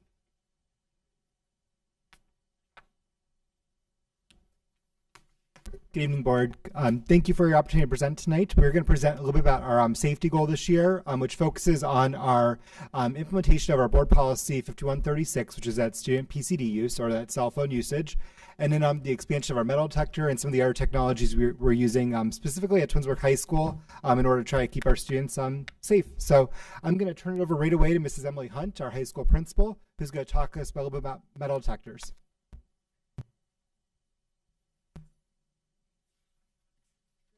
Again. So, as you know, because you approved wands, we started in 2024 with approval of metal detector wands. And at the beginning of that time, we had an assembly where we pulled all the high school students in together and we demonstrated what that process was going to be like, and that was like the very beginning. By the end of the 23-24 school year, no, 23-24 school year, right, yes, we had 3 morning searches, and It really was a learning experience for us. What we found was that the first time took a really long time, and we lost some instructional time, but what we lost in instructional time, we gained in experience and knowledge of the process and what it takes in order to do it effectively. By the second time that we did the search, we had transitioned to using the AM assembly schedule so that at least the entire building was not engaged in instruction for the first 30 minutes. And we kind of streamlined it and got it down to about 60 minutes to 75 minutes. And we were really proud of, getting to that point, because to go through all of the students, every single student entering the building in the morning was quite a challenge. All hands on deck, central office staff helping, like everybody working together just to kind of get through that process. Our students are great. They are compliant and all, just kind of working towards the goal of making sure that everybody is safe and secure. So this year we transitioned to using the open gate towers, which are mobile, which you can see in the picture up there. And while this picture is us testing them out in the Welcome Center area at the high school, we use them now randomly. We take them to classrooms, and when we do them this way, what we have found is that we cost each class no more than 8 to 10 minutes, and that's not a whole building thing. It's 8 to 10 minutes per class. So they're still getting 80 minutes of instruction, which is fantastic. So far, we did the first one on the 30th of January, and between the 30th of January and March 17th, we have done 11 searches. The notification process is that we started out with the triangular sign. I don't even know if that's what it's called. That's what I call it, the triangle. And so that would be posted outside, and so students would see that, and they would know, students and staff, they would see it, and they would know that we were going to be using metal detectors randomly, while the teachers that were going to have searches done in their classrooms were notified via email the day before, so they knew coming in that it would happen sometime during a specific block. The way that it works, the security liaisons go into the classroom. They wand all of the bags. Thankfully, we're still using clear backpacks. That makes the process a little bit easier. But everything that is not clear, we have to open up. So we've gotten pretty proficient and efficient at getting through that pretty quickly. The students, while we are doing the bags, the students walk through the metal detectors in the hallway. They take off their shoes, just kind of like the airport. It's just easier. And then that way we know that nobody's hiding anything in their shoes, because what we also learned the prior year is that when you do the wanding, because of the rebarb in the floor, sometimes that could set it off. And so, if a student knows that we're ignoring the shoe area because of the floor, that's why we added the component of having the shoes taken off. So that's the quick part, them walking through. It's the bags, because kids have pencil pouches, they've got lunch boxes, they've got bento box. I just learned what a bento box was this year. Sushi, they've got good lunches. So all of it takes about 10 minutes. The teacher stays in the classroom so that they're able to identify if we find anything. And so on the next slide, it talks a little bit about what we find. And we have a secure building, no weapons. We haven't found anything that is of concern, and that's really what the open gate detectors are for. It's to find weapons. What we have found, though, with the wands when we do the bags, a lot of inhalers. Some students have self-carry, so now we have streamlined the process so that we call the nurse and we check to see if the student is, well, actually she has now flagged it on the health screen so that we can see that the student is self-carry so that we don't have to call the nurse. If it doesn't say that, then we take it. And what it's added, I think, is another layer of safety and security because of health issues, health concerns. We have students that have asthma, and some of them don't have updated asthma plans. So while we confiscate them, we do go through, we call the parent, we let them know, that they need to have their plan updated. Aurora Walls is the RN that we have that are fortunate to have at the high school. So she's been really great. And I think that it has helped us be more safe as it pertains to like their paperwork and making sure that they have that stuff. We've also found some over-the-counter medications. At first, we were holding them until the end of the day and giving them back. Now, we've been doing this long enough, we're throwing it away. You should know better by now.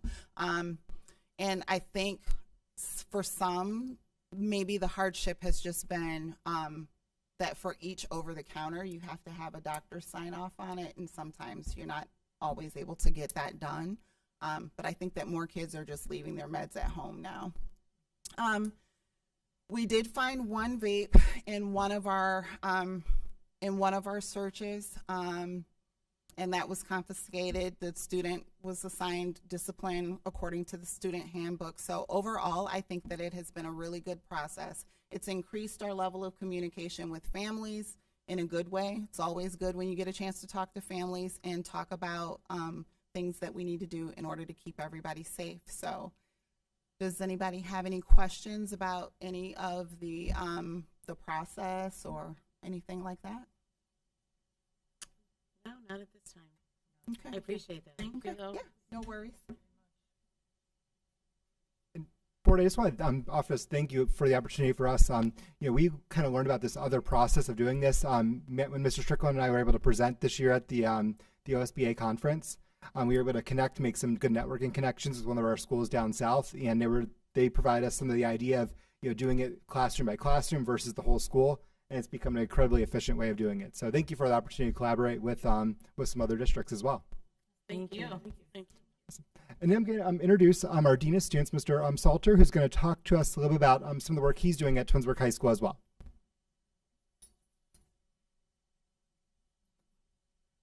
Good evening, everyone. I want to talk about vapes and kind of what we've been doing as far as our controls and talk about our detectors and that sort of thing. So on the slides, we've got quarter 2 and quarter 3, and we've done a comparison between the two. We're just now kind of getting started in quarter 4 here, so we're still racking up our data for that sort of thing.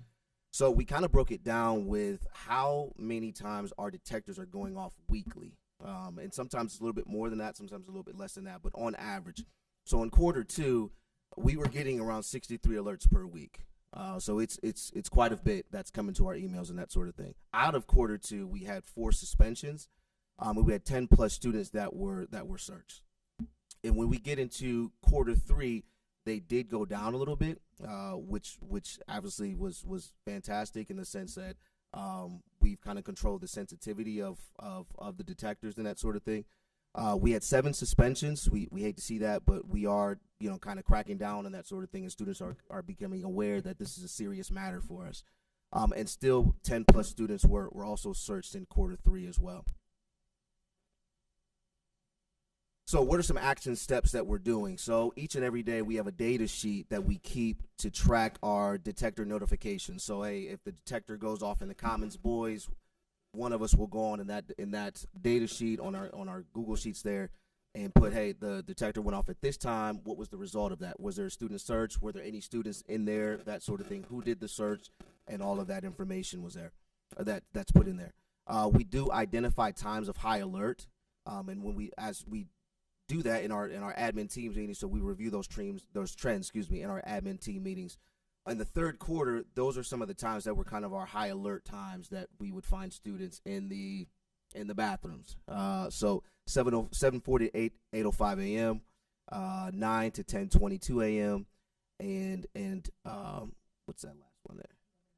11:19 to 12:50 p.m. So we'll share that information in our security PLCs, and we'll try to make changes as to where everybody is at during those times to try to help those high alerts go down there.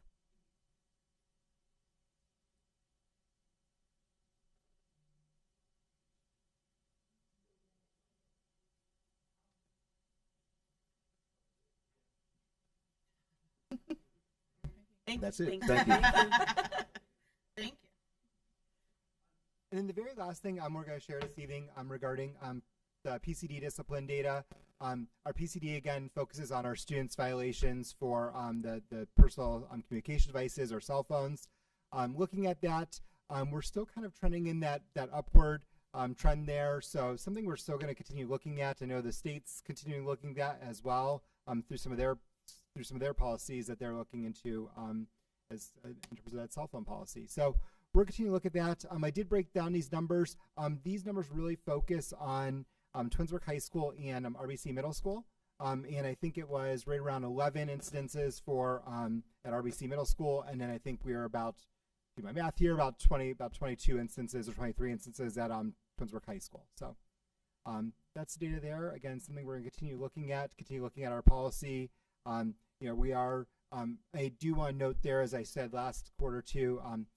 We are seeing a little bit more than last year, but this year we're also tracking it more specifically to PCD use versus last year it was more of a disruption of school or other type of instances as well. All right, and that concludes our safety presentation at this time. I'm going to turn it over to Mrs. Rasnaya, who's going to talk about finance. Thank you.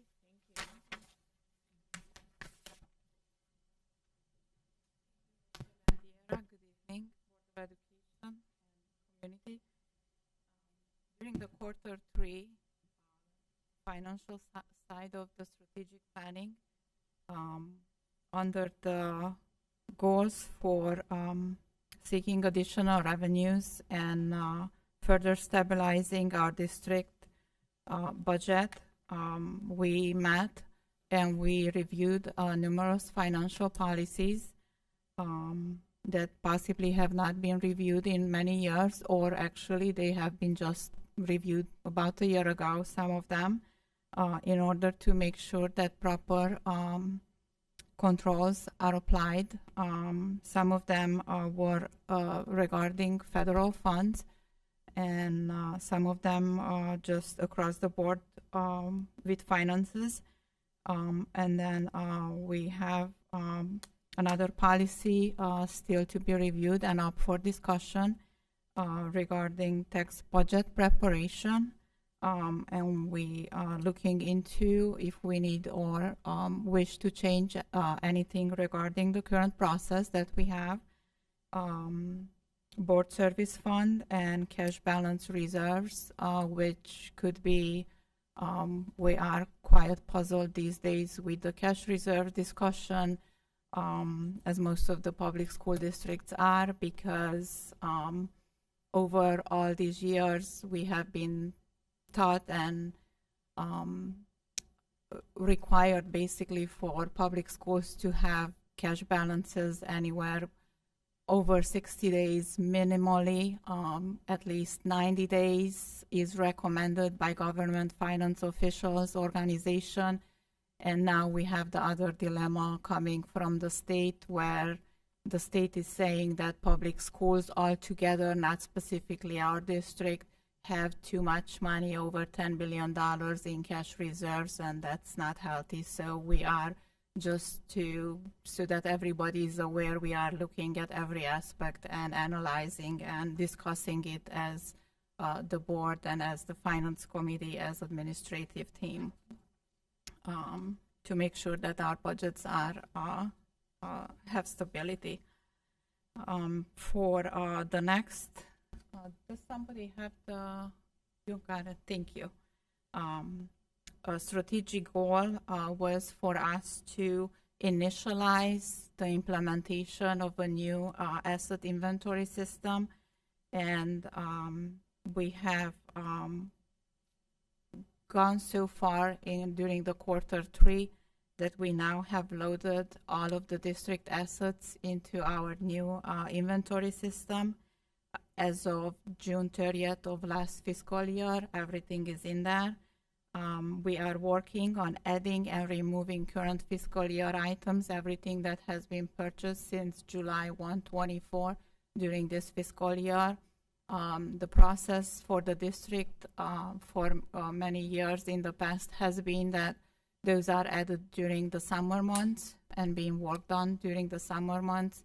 Now we're working to do that earlier than the summer possibly, and have everything updated before the fiscal year is over if possible. And then our ultimate goal is to, instead of having so much manual entry and data, we would like to connect the two softwares. They're both state softwares, the accounting software and the inventory software. So we're looking for options to be able to tell the accounting software when there is a purchase order in place in it, and we're purchasing certain assets for the district, to automatically move it over to the inventory system. That would be the ideal way, and we're working with Neonet and trying to come up with such. It would be beautiful. But for the time being, and I would also like, next slide please. Thank you.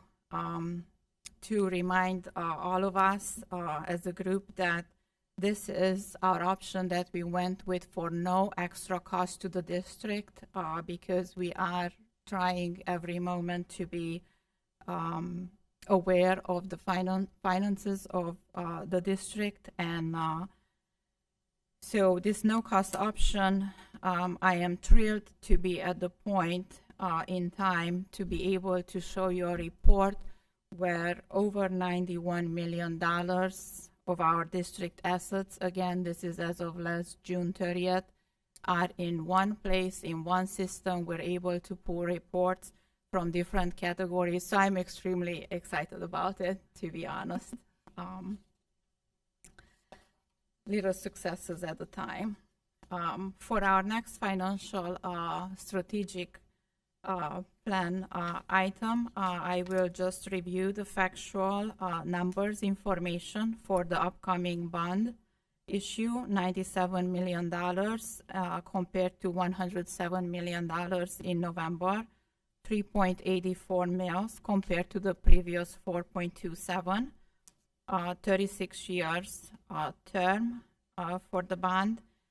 Interest rate is estimated to be at 5% based on current trends, and estimated annual cost to the property owners at $135 per $100,000 valuation compared to the last November $149 per $100,000 appraised property value.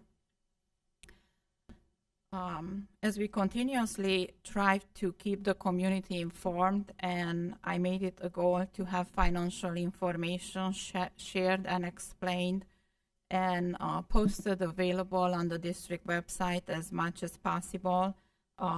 Regarding the Tiger Legacy project, we also have the question and answers sheet available that we update as more and more questions are received, because we're also thinking if one person has this question in the community, probably some other people have the same question. So I would like to share, maybe I can just offer just a little bit of piece of education regarding the bond and how it works. One question that came across to me in the last week is when one seeks a home loan from the bank, years of assets and expenses are required for approval.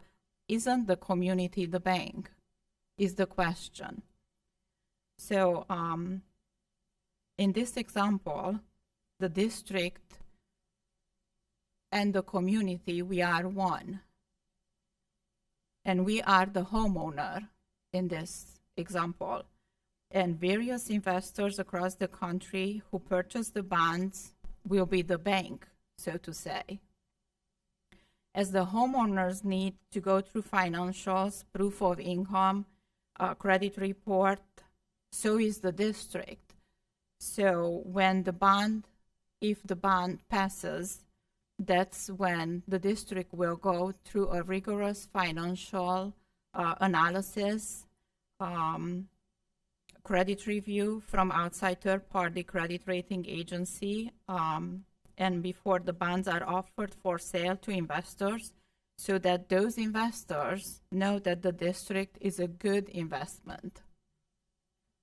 Okay. Regarding the district credit report, next slide, please. Thank you. Our district is being reviewed by Moody's rating agency. and so are so many other districts in the state of Ohio. And there are couple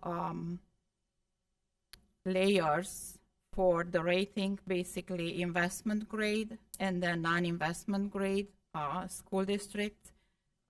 Nobody wants to be in the non-investment, basically that goes under 0. That's not good credit. So I wanted to share that the prime rating is a AAA, and a high grade is a AA1, AA2, or AA3, and the rest of them on this table are under that level. And I'm showing to the right side of this slide of what different areas will be looked at once and if the bond passes for our credit rating. So here I have where Twinsburg City School District is. Currently we are in the AA2 group, which is a high rating, so that's excellent.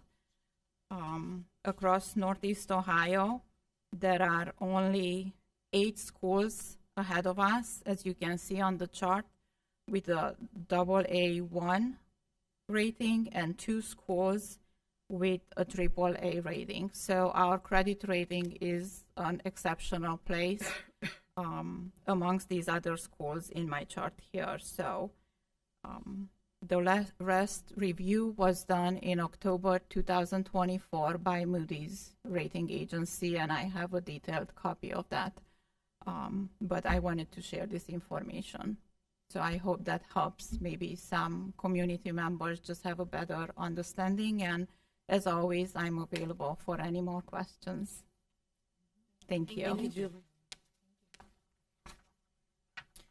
Board, that concludes our Q3 update. Do you have any questions for us? No, not at this time. They did a great job. It's always great to have the students. Yes, they bring the light to. Absolutely. You're welcome. Thank you for your attention this evening. Thanks. All right, and the next section is remonstrance. It looks like we do have 3 cards. So thanks for your patience tonight. It's long, but hopefully you saw good things happening in our school district. So I'm just going to read this. Persons wishing to address the Board of Education should submit a blue card found in the lobby to the treasurer prior to the meeting so they may be recognized by the board president and welcome to make comment. No formal action will be taken on subjects that are not included on this agenda until the board has had an opportunity to study them. Comments regarding personnel must be submitted in writing through the office of the superintendent. Although there is normally adequate time for citizens to express themselves at a board meeting, if several people wish to speak, each person will be allotted 5 minutes until the total time of 30 minutes is used. Each person addressing the board is asked to give his or her name and address. All right.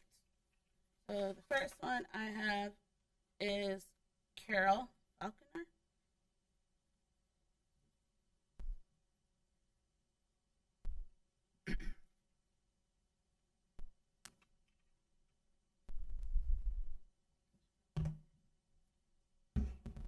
Hello. Hi. I'm sorry, I'm very nervous. I've never done this. That's And okay. this is not my typical audience. So, let me get my phone. And can you please state your address? Yes, 8798 Ray Court, Twinsburg. Okay. And I know that this has been talked about and I might be late, but I just feel I need to make my voice heard. So, Claire, go move this. When I first wanted to speak here, it was to ask how the district may make up any funding that we lose with all of the awful things happening in Washington. And I'm hoping it's a rumor because as I was writing, I had to erase what I had written as I'm hearing that some of our DEI things are being rolled back.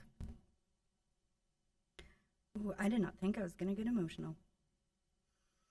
And that instead of standing strong, we're cutting some DEI things from our hallways so that we could get our funding. It starts with removing signs from our walls, but where does it stop? In my preschool classroom of 19 children, I have 9 English language learners. I have 6 different languages spoken and 7 different cultures represented. We start our year by reading All Are Welcome. And I'm wondering if this book would still be allowed in our district by the end of the year.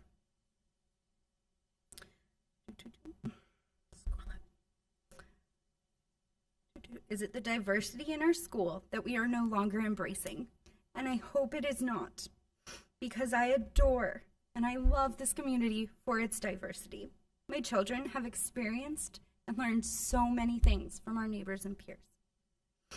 So if all are not welcome, who is that?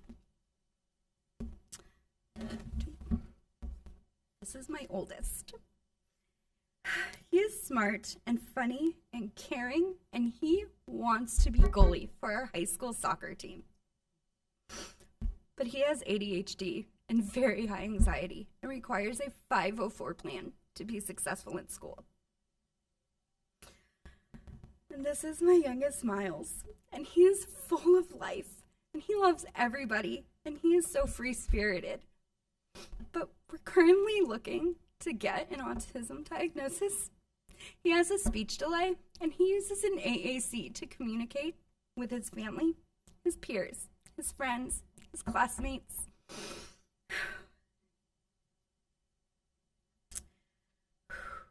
And he will require an IEP when he comes to school. Will we no longer make sure that our children, like my children, are receiving the services and help that they need to be successful in school? Is it the equality piece of DEI that we're no longer embracing? I was even more sad to see that not all of the requirements that IDEA has are written into our new special education model policy, and I'm hoping to get the chance to read that soon. Next, is it the inclusion that we're no longer embracing? Because we have an inclusion preschool, and what happens to that beautiful place? Will my son be welcomed into a typical classroom if he can't communicate effectively with his peers? How will the district continue to teach acceptance and patience if we're not including all people? How will we show that not everyone looking and acting and speaking and moving, eating, hearing, seeing, or learning the same is what makes this community beautiful and wonderful if we're not willing to include all people and represent all people? So I'm going to leave you with this quote from this book in hopes that it reminds you to please choose our students and our community over money. It says, "We are part of our community. Our strength is our diversity, a shelter from adversity, and all are welcome here." Thank you. Thank you.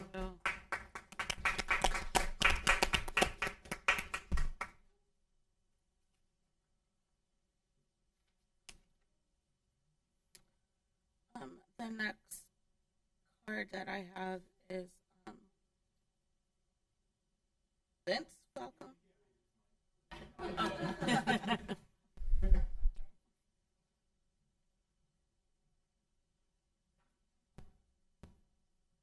I'm not the emotional type. I'm like Carol. So my name is Vince Falconer. You're going to see my address on that blue piece of paper. It actually says Kent. I reside at 710 Riverbend Boulevard in Kent. Probably thinking, why am I here? Well, Carol and I aren't together anymore, but that's not why I'm here. Anyways, you got the lowdown on my kids. So I'm not going to get into all that. You are going to find out that my son gets his ADHD from me, so we're about to go on a ride. I also jotted down a few things before leaving my house today, and in true fashion, I forgot them. So I borrowed my son's handwriting book, and I tried to do it by memory. We're going to see how this goes. I am up here not only for my 2 kids, but for the 21 students that go to Twinsburg schools, 3rd grade that I coach for soccer. I am one of the assistant coaches for the Twinsburg AC Travel Soccer League. There you go. And so I also wanted to come up here, not only speak for my two children who, reside in Twinsburg, but also for those 21 kids there as well from multiple, diversities and whatnot. I don't have the statistics that Carol does. I'm sorry. Listen, I'm trying to keep up with what's going on with this country. It's very heart-wrenching, all that stuff too. And also what's going on in the community. I do want to move here eventually, so hopefully that happens, but for now. But I understand budgeting, money, federal funds, and all of that is a complex matter. I'm not going to sit up here and pretend like $1 million or whatever federal funds we're at risk of losing is not a lot of money, because I know it is. And I know that, coming from a family of educators myself, first thing to get slashed are jobs, and I also, in my 7 to 10, my 9 to 5 job, I work alongside local government with Summit County. I work for a nonprofit, so I work with those coming off of government benefits and things like that as a success coach. So I see both sides of everything. I see the money side of it. I have feared losing my job over contracts and things getting lost and budget cuts and things like that too. So I get it. The last thing I want to see is, somebody losing their livelihood. But at the same time too, the last thing I also want to see is those students feeling like they don't belong here anymore. Feeling like, does my school have my back? Does my administrators have my back? Do what's going on? Does my community still stand for me? As a parent and coach, we are teachers, just as those who selflessly take up the role of a teacher in schools as well. While I concede that I'm more concerned about my son, that goalie, coming off his line and being a little more aggressive on a breakaway or defenses that are out of position. One message that I always tell them is, I don't care if you made a mistake. What I care about is what you do after that mistake. Are you going to shrug your shoulders and get all mad about it, or are you just going to react to the game and keep moving? So everybody in this room has succeeded and failed, have experienced triumph and defeat, and that goes for this country. And while there are very mixed views of what's going on in Washington, I stand here and think that we're kind of in a very tough and unprecedented time in this country. How can we expect our children to learn from the mistakes that we have made in our history if we omit those lessons that we have learned along the way since 1776? According to the Dear Colleague letter, they define DEI, in my take of it, as somewhat of a racial discrimination toward, Caucasian and things like that. And I could be wrong in that. Like I said, I'm no teacher. So. But what message are we going to send if we omit our transgressions as a nation? And are we going to then turn out, people who are scapegoats, people who don't take responsibility for their own actions, if we're going to then not teach the responsibilities of the actions that we have had in our past?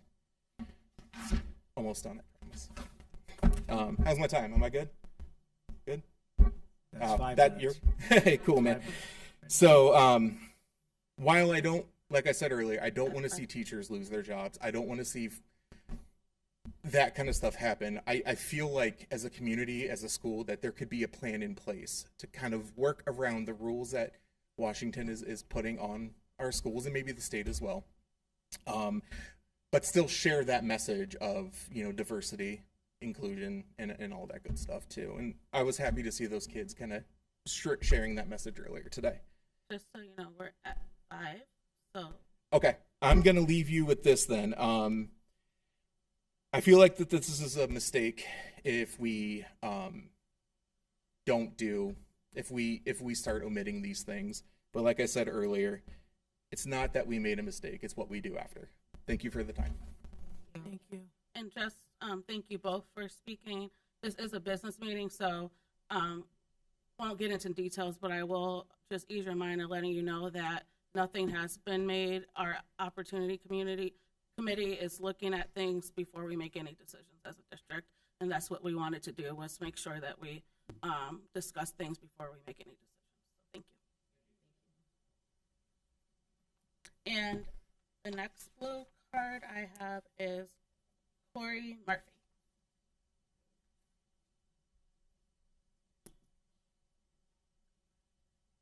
Good evening, Twinsburg Board of Education, Superintendent Powers, Mr. Strickland.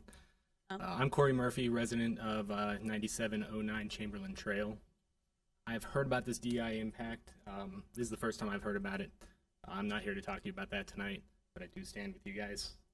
Thank you for bringing that up, and thank you for talking.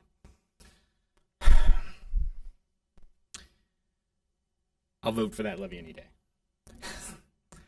That's not why I'm standing here today. You may have seen some of my comments on Facebook. I'm not normally a social media guy, but I'm concerned that not everyone's able to keep up with the pace of this Tiger Legacy program and potentially the existence of the project. I'm still trying to learn how Twinsburg communicates, so that's why I've been using Facebook the way I have. I am trying to keep it polite and respectful in those communications, but I really don't think that the people in the area know about this project in its current form. I voted for the November iteration of this plan, and I'm truly sorry it didn't pass. I moved my family from a school district in California that had buildings with all the whiz-bang features that we're talking about now. And I can say without any reservation that the Twinsburg schools, RBC and Dodge, are the greatest schools my family's ever attended. We've been welcomed by this community and integrated better than we could have ever hoped. My point is that great schools are not built out of bricks and mortar. Great teachers and educators make great schools.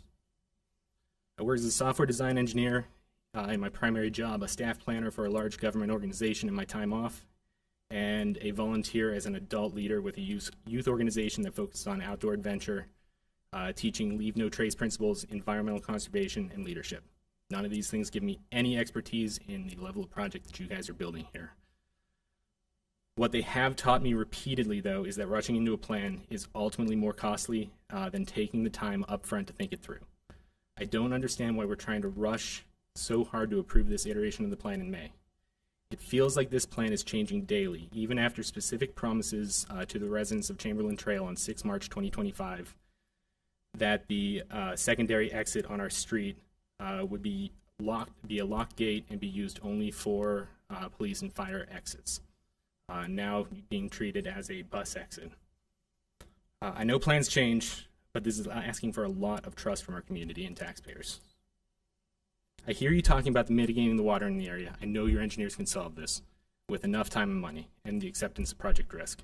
I see your overlays that show that single blue stream going above the planned building.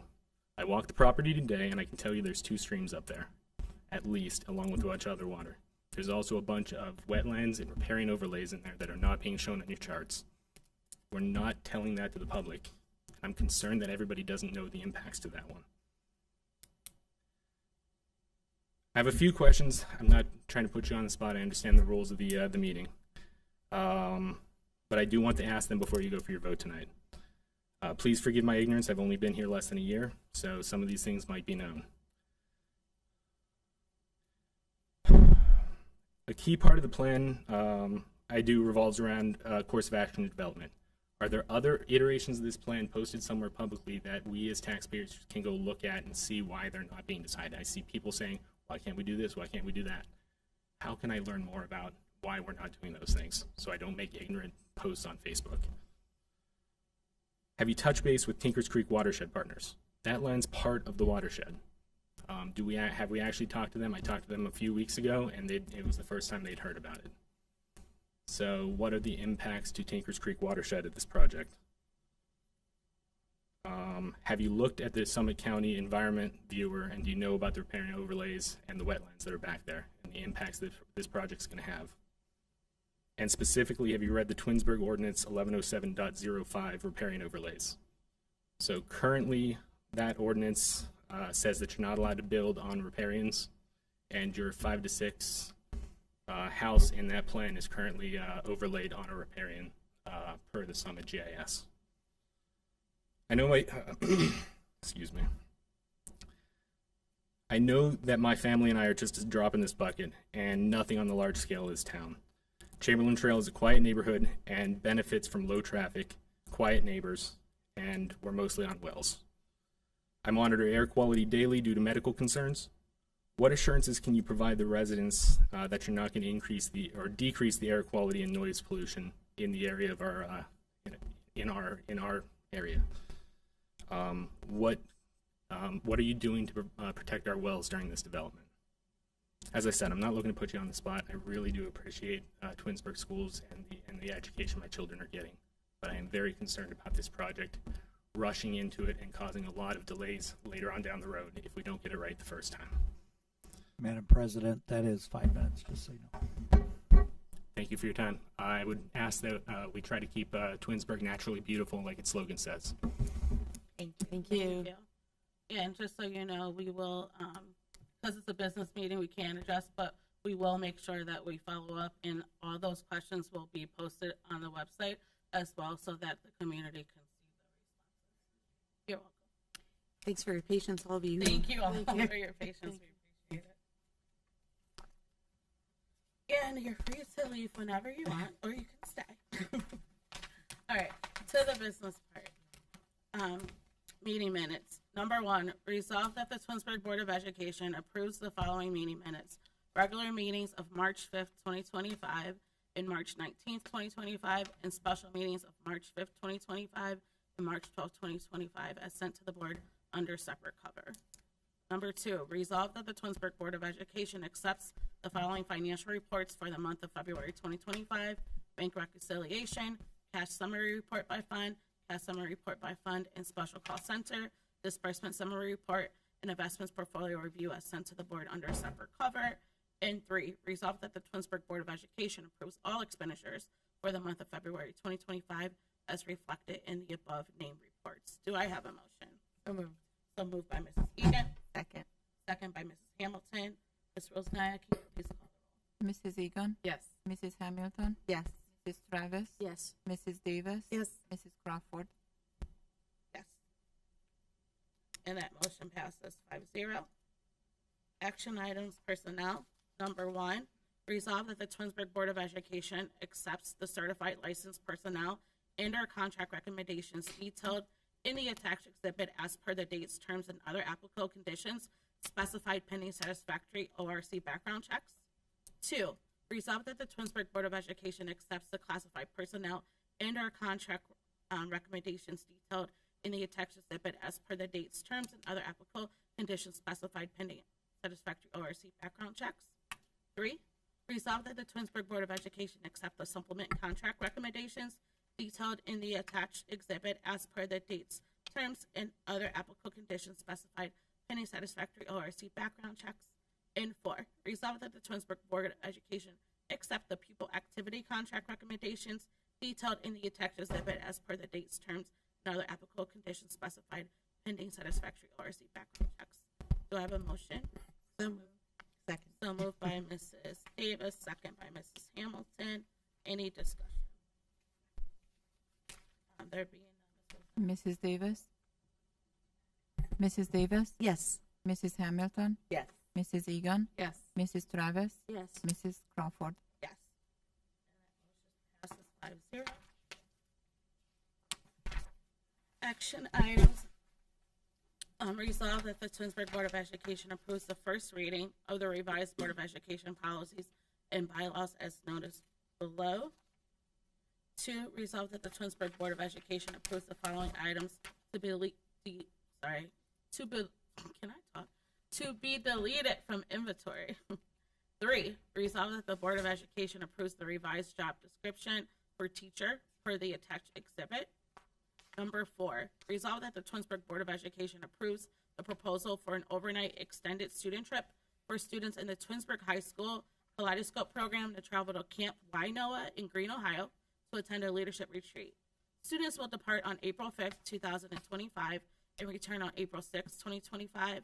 The trip is being supported in full by a GAR grant and is in partnership with the Hudson City School District and the Nordonia Hills City School District, as sent to the board under separate cover.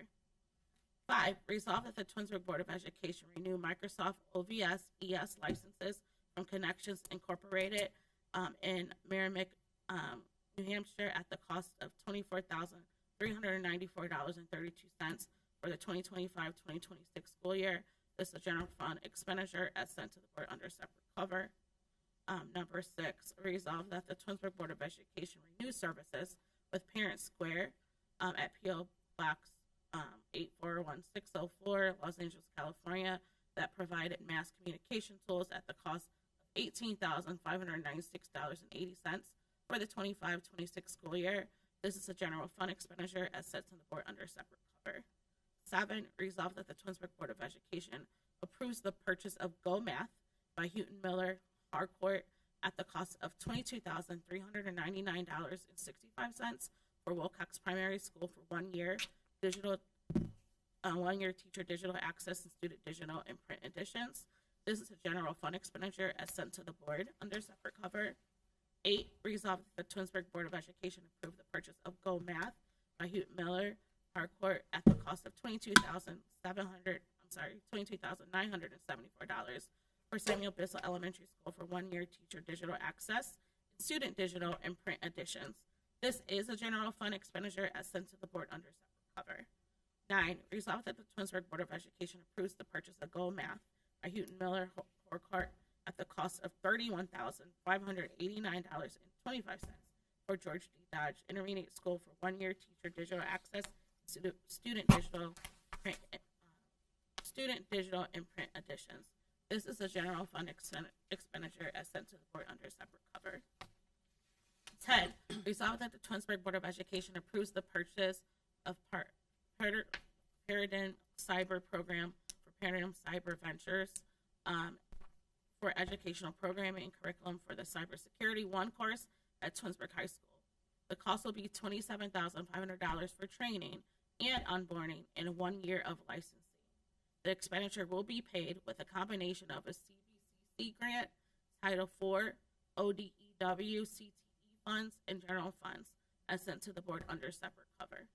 11, resolve that the Twinsburg Board of Education approves the requested changes to the Akron City Children's Hospital agreement between the Twinsburg City School District and Akron Children's Hospital to include nursing services for the 6th grade overnight field trip to Camp Wainoa on May 15th through 16th, 2025, and 5th grade overnight trips to Greenville Village on May 1st to 2nd, 2025, and May 8th through 9th, 2025.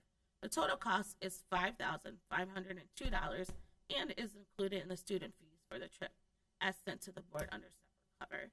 Do I have a motion? So moved. So moved by Mrs. Travis. Second. Second by Mrs. Egan. Any discussion? Just want to point out the purchasing of the 1 year of the materials. It's a very good decision for math. The state may be moving into something similar to what they did with reading, which could bind us into having to purchase certain materials without exception like they did for reading. So doing this, Mrs. Farthing and the curriculum committee has done a nice job of saying 1 year, and if in fact this change happens, we're not locked into materials that we would have to actually discard and start over with new materials. So that's a good decision. Thank you. Anyone else? Being none, Mrs. Travis? Yes. Mrs. Egan? Yes. Mrs. Hamilton? Yes. Mrs. Davis? Yes. Mrs. Crawford? And that passes 5-0. Number 12, resolution authorizing the real estate exchange agreement with the city of Twinsburg. Whereas, should the Twinsburg City School District 3.84 mil bond levy on the ballot of the upcoming May 6, 2025 election, the bond levy pass, the board will have the funding available to continue its Tiger Legacy project by moving forward with plans to construct a new pre-K through 6 elementary school building. And whereas the board is the owner of the real property located at 10225 Ravenna Road, Twinsburg, Ohio, and identified in the records of the Summit County, Ohio fiscal officer as permanent parcel number 6400113, currently improved with the George G. Dodge Intermediate School, the school district property. And whereas the city of Twinsburg is the owner of 2 parcels of vacant real property located on Chamberlain Road, Twinsburg, Ohio, and identified in the records of the Summit County, Ohio fiscal officer as the permanent parcel numbers 6400114 and 6400110, and a contiguous parcel of 0.03682 acre parcel formerly known as State of Ohio Lot Number 44, collectively the city property. And whereas the board has determined the contingent upon the passage of the May bond levy, the best location for its new pre-K through 6 elementary school building will be on the city property, and the city has determined to construct a new service department garage facility on the school district property. And whereas the board finds that in exchange of the properties referenced hereon by and between the board and the city pursuant to section 721.02 and 3313.40 of the Ohio Revised Code, if necessary, to accomplish the board and city's objectives. Now, therefore, be it resolved by the Board of Education of the Twinsburg City School District, Summit County, Ohio, that Section 1, following the successful passage of the 3.8 mil bond levy on May 6, 2025, the board hereby finds, determines, and declares that it is in the district's best interest to convey the city all of its rights, title, and interest in the school district property in exchange for acquiring all rights, title, and interest in the city property. Section 2, the board agrees to enter into and hereby approve the real estate exchange agreement between the Twinsburg City School District Board of Education and the City of Twinsburg, substantially the same format as the real estate exchange agreement attached hereto Exhibit J12 and made a part hereof, where 6 sets forth the terms and conditions of the exchange of the properties between the board and the city. The form of the real estate exchange agreement is approved with such changes thereon that are not materially inconsistent with the resolution and not substantially adverse to the school district, and as shall be approved by those officials. Section 3, the board approves, authorizes, and directs the board president, superintendent, and treasurer in the name for and on behalf of the board to take all necessary actions as are desirable, advisable, necessary, or appropriate to effectuate the execution of the real estate exchange agreement and any other documents necessary to execute the exchange of the board property or the city property described above. Section 4, any actions previously taken by the president, superintendent, and treasurer of the Board of Education in furtherance of the matter set forth in this resolution are hereby approved, ratified, and confirmed. Section 5, is hereby found and determined that all formal actions of this board relating to the adoption of this resolution were taken, and that all deliberations of this board that resulted in such form and actions were held in meetings open to the public in full compliance with applicable law. Section 6, this resolution shall be in full force and effect from and immediately upon adoption. Do I have a motion? So moved. So moved by Ms. Hamilton, second by Mrs. David. Any discussion? All right, Ms. Rosenaya, can you please Mrs. Hamilton? Yes. Mrs. Davis? Yes. Mrs. Egan? Yes. Mrs. Travis? Yes. Mrs. Crawford? Yes.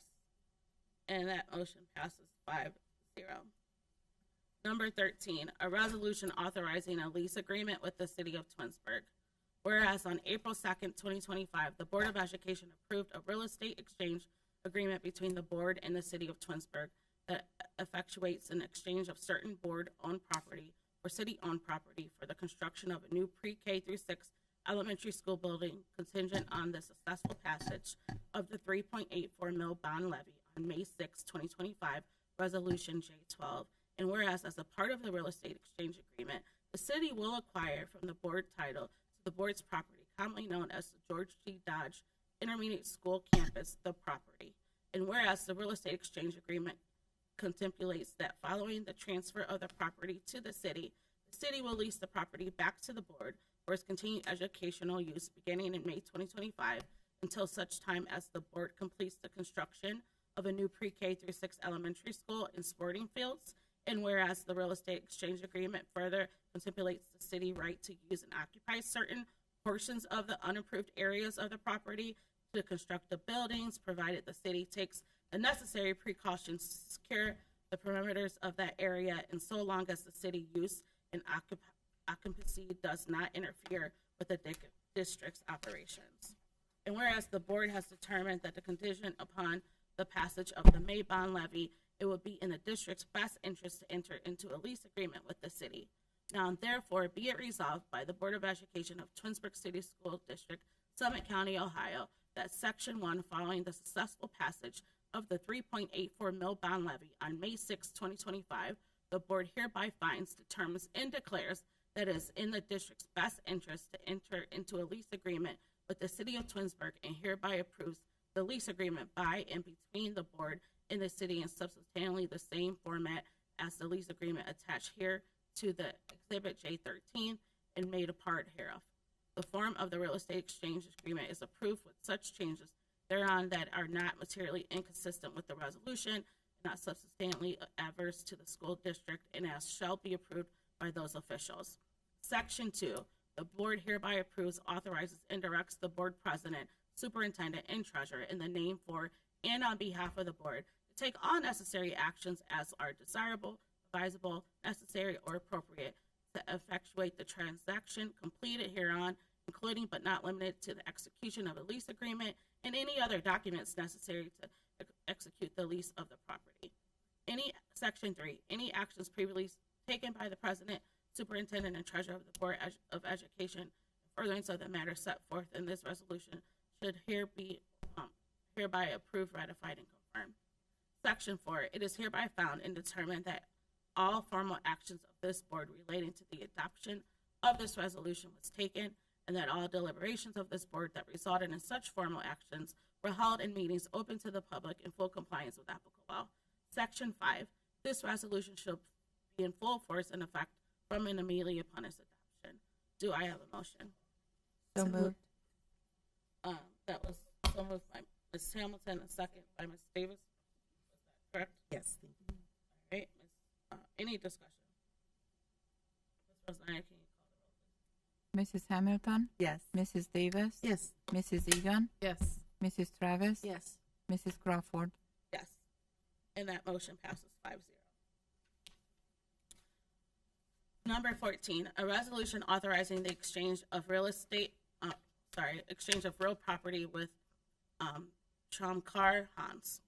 Whereas should the 3.8 mil bond levy on the ballot of the upcoming May 6, 2025 election, the bond levy pass, the board will have the funding available to continue its Tiger Legacy project by moving forward with plans to construct a new pre-K through 6 elementary school building.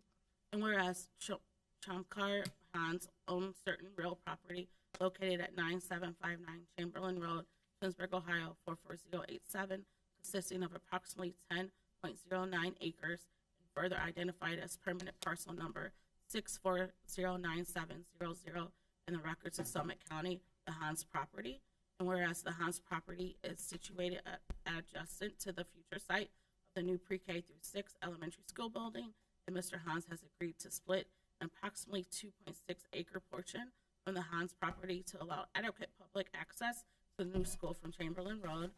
And whereas the board owns certain real property located at 11136 Marina Road, Twinsburg, Ohio 44087, consisting of approximately 3 acres and further identified as permanent parcel number 6404861 in the records of the Summit County and currently used by the board as its administrative office's board property. And whereas the board has determined that contingent upon the passage of the May bond levy, it would be in the district's best interest to exchange the board property for a 2.6 acre portion of the Hans property. Now, therefore, be it resolved by the Board of Education of the Twinsburg City School District, Summit County, Ohio, that Section 1, following the successful passage of the 3.84 mil bond levy on May 6, 2025, the board hereby finds, determines, and declares that it is in district's best interest to acquire a 2.6 acre portion of the Hans property, and hereby approves the real estate exchange between the Twinsburg City School District Board of Education and Shamar Hans in substantially the same format as the real estate exchange agreement attached hereto as Exhibit J14 as made a part hereof. The form of the real estate exchange agreement is approved with with such changes thereon that are not materially inconsistent with this resolution and not substantially adverse to the school district as shall be approved by those officials. Section 2, the board hereby approves, authorizes, and directs the board president, superintendent, and treasurer of the Board of Education in the name for and on behalf of the board to take all necessary actions as are desirable, advisable, necessary, or appropriate to effectuate the transactions contemplated hereon, including but not limited to execution of the real estate exchange agreement and any other documents necessary to effectuate the exchange of the board property as a portion of the Hans property as described above. Section 3, any actions previously taken by the president, superintendent, and treasurer of the Board of Education in furtherance of the matters set forth in this resolution are hereby approved, ratified, and confirmed. Section 4, it is hereby found and determined that all formal actions of this board relating to the adoption of this resolution were taken, and that all deliberations of this board that resulted in such formal actions were held in meetings open to the public in full compliance with applicable law. Section 5, this resolution shall be in full force and effect from the immediately upon its adoption. Do I have a motion? So moved. So moved by Mrs. Egan. Second. Second by Mrs. Hamilton. Any discussion? Just wanted to publicly thank Mr. Hans for his very kind partnership with us, as well as his son Anoop. Anoop is a graduate of Twinsburg High School, as is his sister, and so they really feel that this is their chance to partner with the board and give back to the community. So we do thank the Hans family. Yes, Absolutely. Thank you. All right, can you please call the roll? Mrs. Egan? Yes. Mrs. Hamilton? Yes. Mrs. Travis? Yes. Mrs. Davis? Yes. Mrs. Crawford? Yes. And that motion passes 5-0. Number 15, a resolution authorizing the purchase of the real property identified as Summit County Tax Parcel 6401801. Whereas should be the 3.84 mil bond levy on the ballot of the upcoming May 6, 2025 election, the bond levy passed, the board will have the funding available to continue its Tiger Legacy project by moving forward with plans to construct a new pre-K through 6 elementary school building. And whereas Scott J. Depew and Donna M. Depew own certain real property located at 9689 Chamberlain Trail, Twinsburg, Ohio, 44087, consisting of approximately 1.78 acres, and further identified as permanent parcel number 6401801 in the records of Summit County, the property. And whereas the property is situated adjacent to the future site of the new pre-K through 6 elementary school building, and its acquisition is necessary to ensure adequate public access to the new school from Chamberlain Trail. And whereas the board has determined that contingent upon the passage of the May bond levy, it will be in the district's best interest to acquire the property. Therefore, be it resolved by the Board of Education of the Twinsburg City School District, Summit County, Ohio, that Section 1, following the successful passage of the 3.84 mil bond levy on May 6, 2025, the board hereby finds, determines, and declares that it is the district's best interest to acquire the property stipulated hereon, and hereby approve the purchase agreement between the Twinsburg City School District, Board of Education, and Scott J. Depew and Donna M. Depew in substantially the same format as the real estate purchase agreement attached hereon to as Exhibit J15 and make a part hereof. The form of the real estate purchase agreement is approved with such changes thereon that are not materially inconsistent with the resolution, not substantially adverse to the school district, and as shall be approved by those officials. Section 2, the board hereby approves, authorizes, and directs the board president, superintendent, and treasurer of the Board of Education in the name for and on behalf of the board to take all necessary actions as are desirable, advisable, necessary, or appropriate to effectuate the transactions contemplated hereon, including but not limited to execution of the real estate purchase agreement and any other documents necessary to effectuate the transaction as described above. Section 3, the treasurer shall provide the payment of the purchase price for the property of $515,000. Section 4, the board further approves the expenditure of funds necessary to pay the costs incidental to the purchase of the property, including the cost of any survey, soil, and environmental testing, title examination, and guarantee and fees associated with the closing. Section 5, the board further approves the expenditure of funds to the sellers up to an amount of $5,000 for relocation fee and up to $500 to reimburse sellers for legal fees review the purchase agreement, the seller's real estate agent fees of $3,555 and brokerage fee of $369. These reimbursements, together with the purchase price in Section 4 and the closing costs in Section 6, constitute the entirety of the consideration for this transaction. Section 6, any actions previously taken by the President, Superintendent, and Treasurer of the Board of Education furtherance of the matter set forth in this resolution are hereby approved, ratified, and confirmed. Section 7 is hereby found and determined that all formal actions of this board relating to the adoption of this resolution were taken, and that all deliberations of this board that resulted in such formal actions were held in meetings open to the public in full compliance with applicable law. Section 8, this resolution shall be in full force and effort from and immediately upon its adoption. Do I have a motion? So moved. So moved by Mrs. Hamilton, second by Mrs. Egan.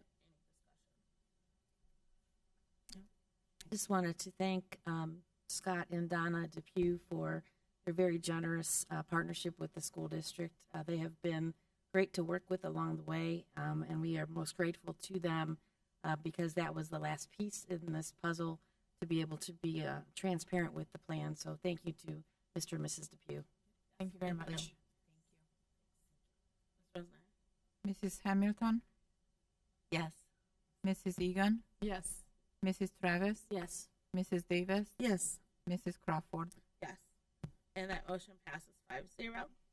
Miscellaneous. Any?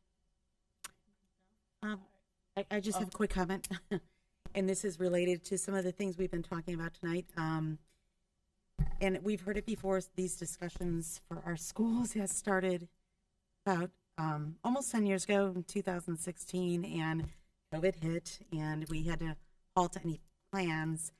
In the past few years, plans have been changed and adapted, and I mean, thank goodness we had to halt, because had we built a new Dodge before COVID, we'd be in, I think, a worse predicament because of what's going on with some of the other schools and repairs that are needed. And we've had a lot of reevaluations of what's going on in some of the buildings. And, these buildings are aging, just like, when your homes are aging, you have to make tough decisions. And just wanted to reiterate that we've really had a lot of careful planning and had a lot of, we've had plans had to change and adapt, but, things aren't getting cheaper, repairs, parts, just construction, everything is skyrocketing. So I'm glad we've been able over the past couple of years to be able to really reevaluate our circumstances. And I'm just grateful we did not go ahead with a new Dodge a few years ago, and we've got more strategic opportunities ahead of us right now.